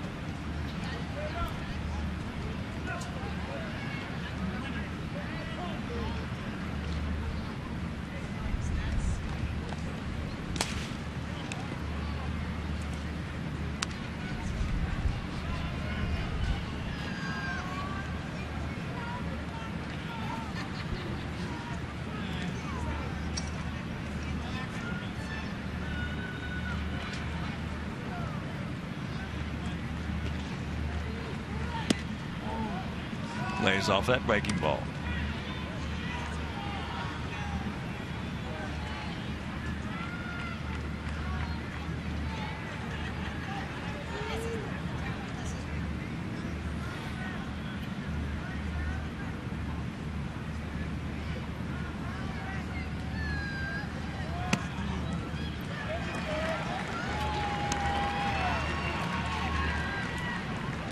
First walk issued by Dillon. And that'll bring up Jason Kubel, who's been to the plate 1 time, grounded out to first.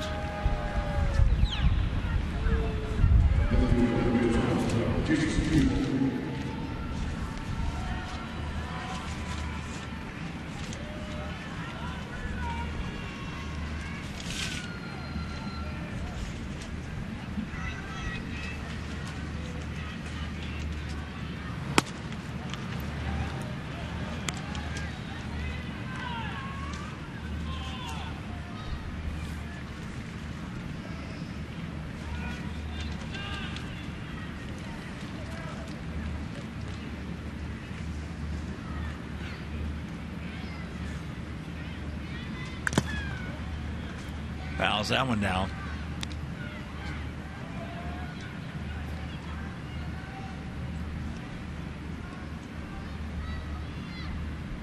Kubel last year 30 home runs with the D-backs. That was a career high for him.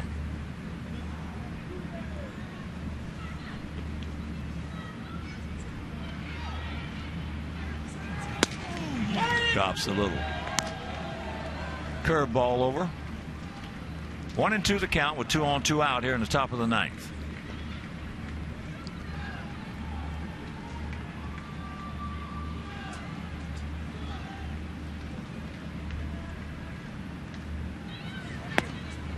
That curveball low. And that Yankee 6'5" win over Baltimore. The Yankees scored in the top of the 9th inning to take that 6-5 lead. They brought in Mariano Rivera to put it away, which he did. And the official scorer,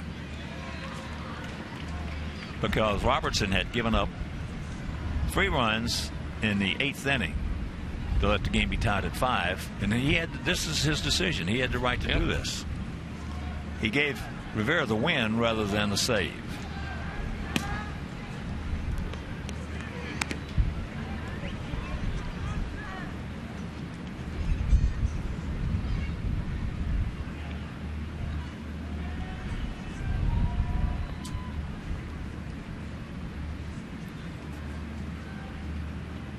Payoff pitch, and that's ball 4. So the error, pop up to short, strikeout. Now back-to-back walks. We'll load him up for Kelly Shopping.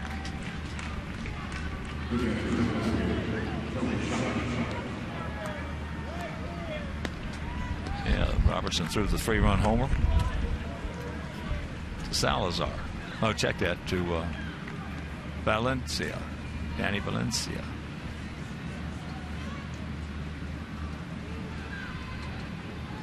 Straight up are the outfielders. And Shopping can't get the curve.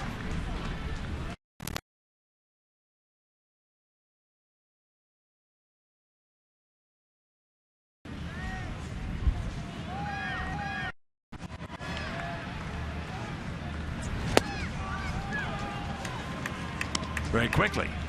2 strikes.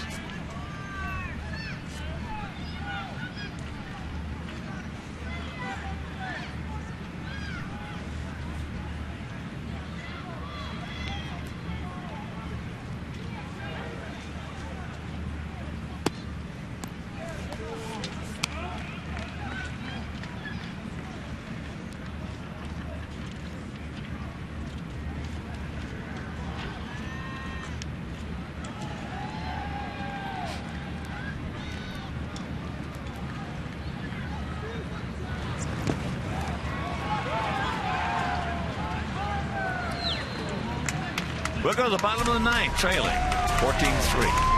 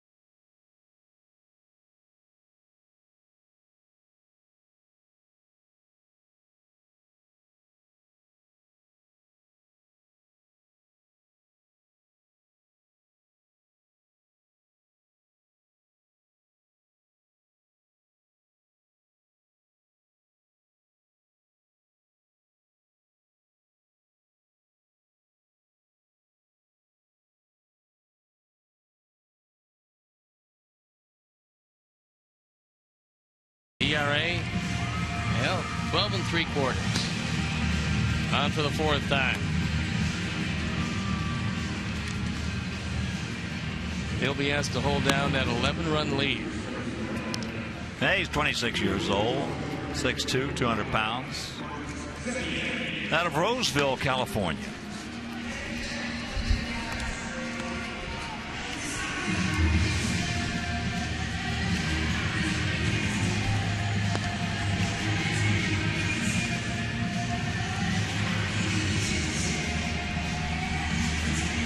14-3. First of a 4-game set with these guys. These guys hanging on, but still right in there, as is Kansas City.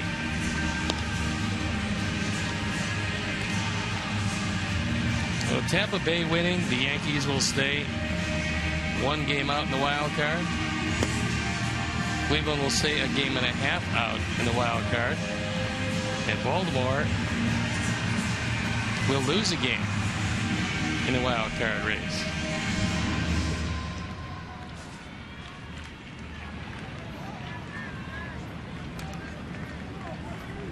So here is Simeon. Marcus, 2 for 3, a double, a single, and a run scored.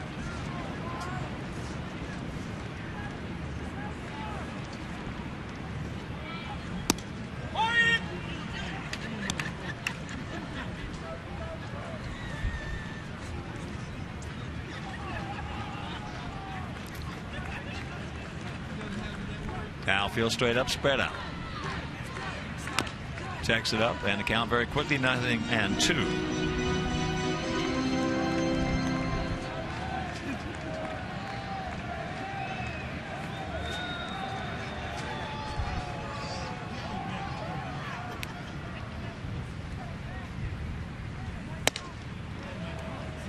Yeah, that was a tough loss to Baltimore. Jim Johnson came in the top of the 9th. Leadoff man got aboard. Then there was a bunt. He went over, fielded it, and threw it into center field. Going to second base.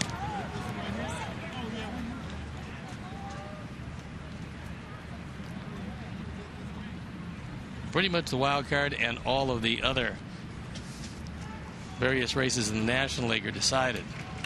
But the American League wild card is still going to be pretty entertaining. It is. I'm enjoying watching the goings on. As here's the payoff pitch to Marcus, and there is the walk.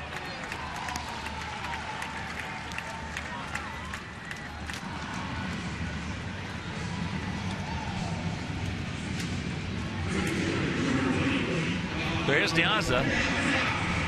It's 1 for 3 with an RBI.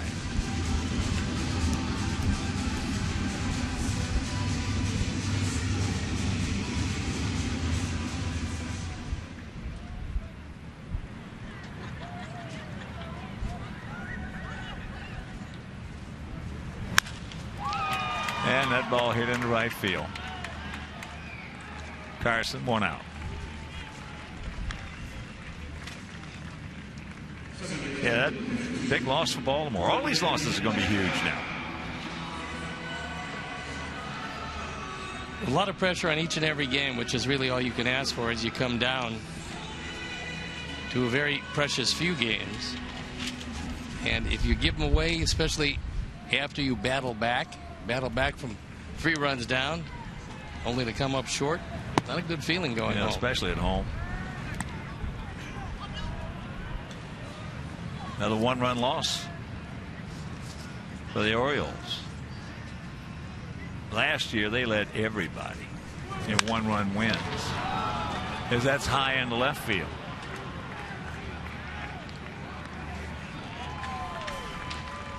I think last year, what, 29-9 in 1 run. 1-run games. Yeah.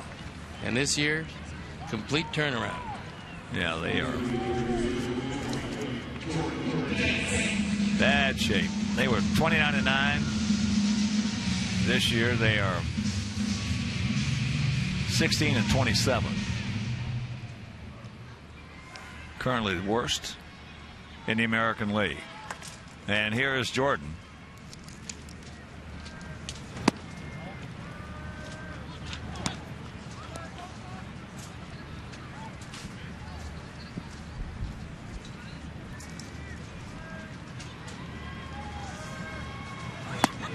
And if you're just tuning in, it was Ryan Rayburn night again here. Boy, wow. 3-run homer in the first, 2-run single in the 5th. 5 RBIs. That ball hit well in the center field. Stretch! Back at Jimmy John's, reaches up and hauls it in. And this ball game is over. So I think everybody in the ballpark right now is happy this dadgum thing is over. It was not artistic, and it was over rather early. And let's check out our GMC player of the game. Indeed, it is our Grade 1 Sox killer, Ryan Rayburn, our GMC player of the game. So for my partner, Steve Stone, our director, Jim Angio, our producer, Mike Leary, our associate producer, Dave Ross, our technical manager, Mark Harper, the executive producer, Jim Corno Jr., also for the mayor of Mean Joe Groove, for Dave Cello, Frank D'Amato, Frank Leone, Doug Bullard. This is a Hawk. So long, everybody. Coming up next, the Orland Park Nissan postgame show with Chuck and Bill. You've been watching White Sox baseball right here on Comcast Sportsnet.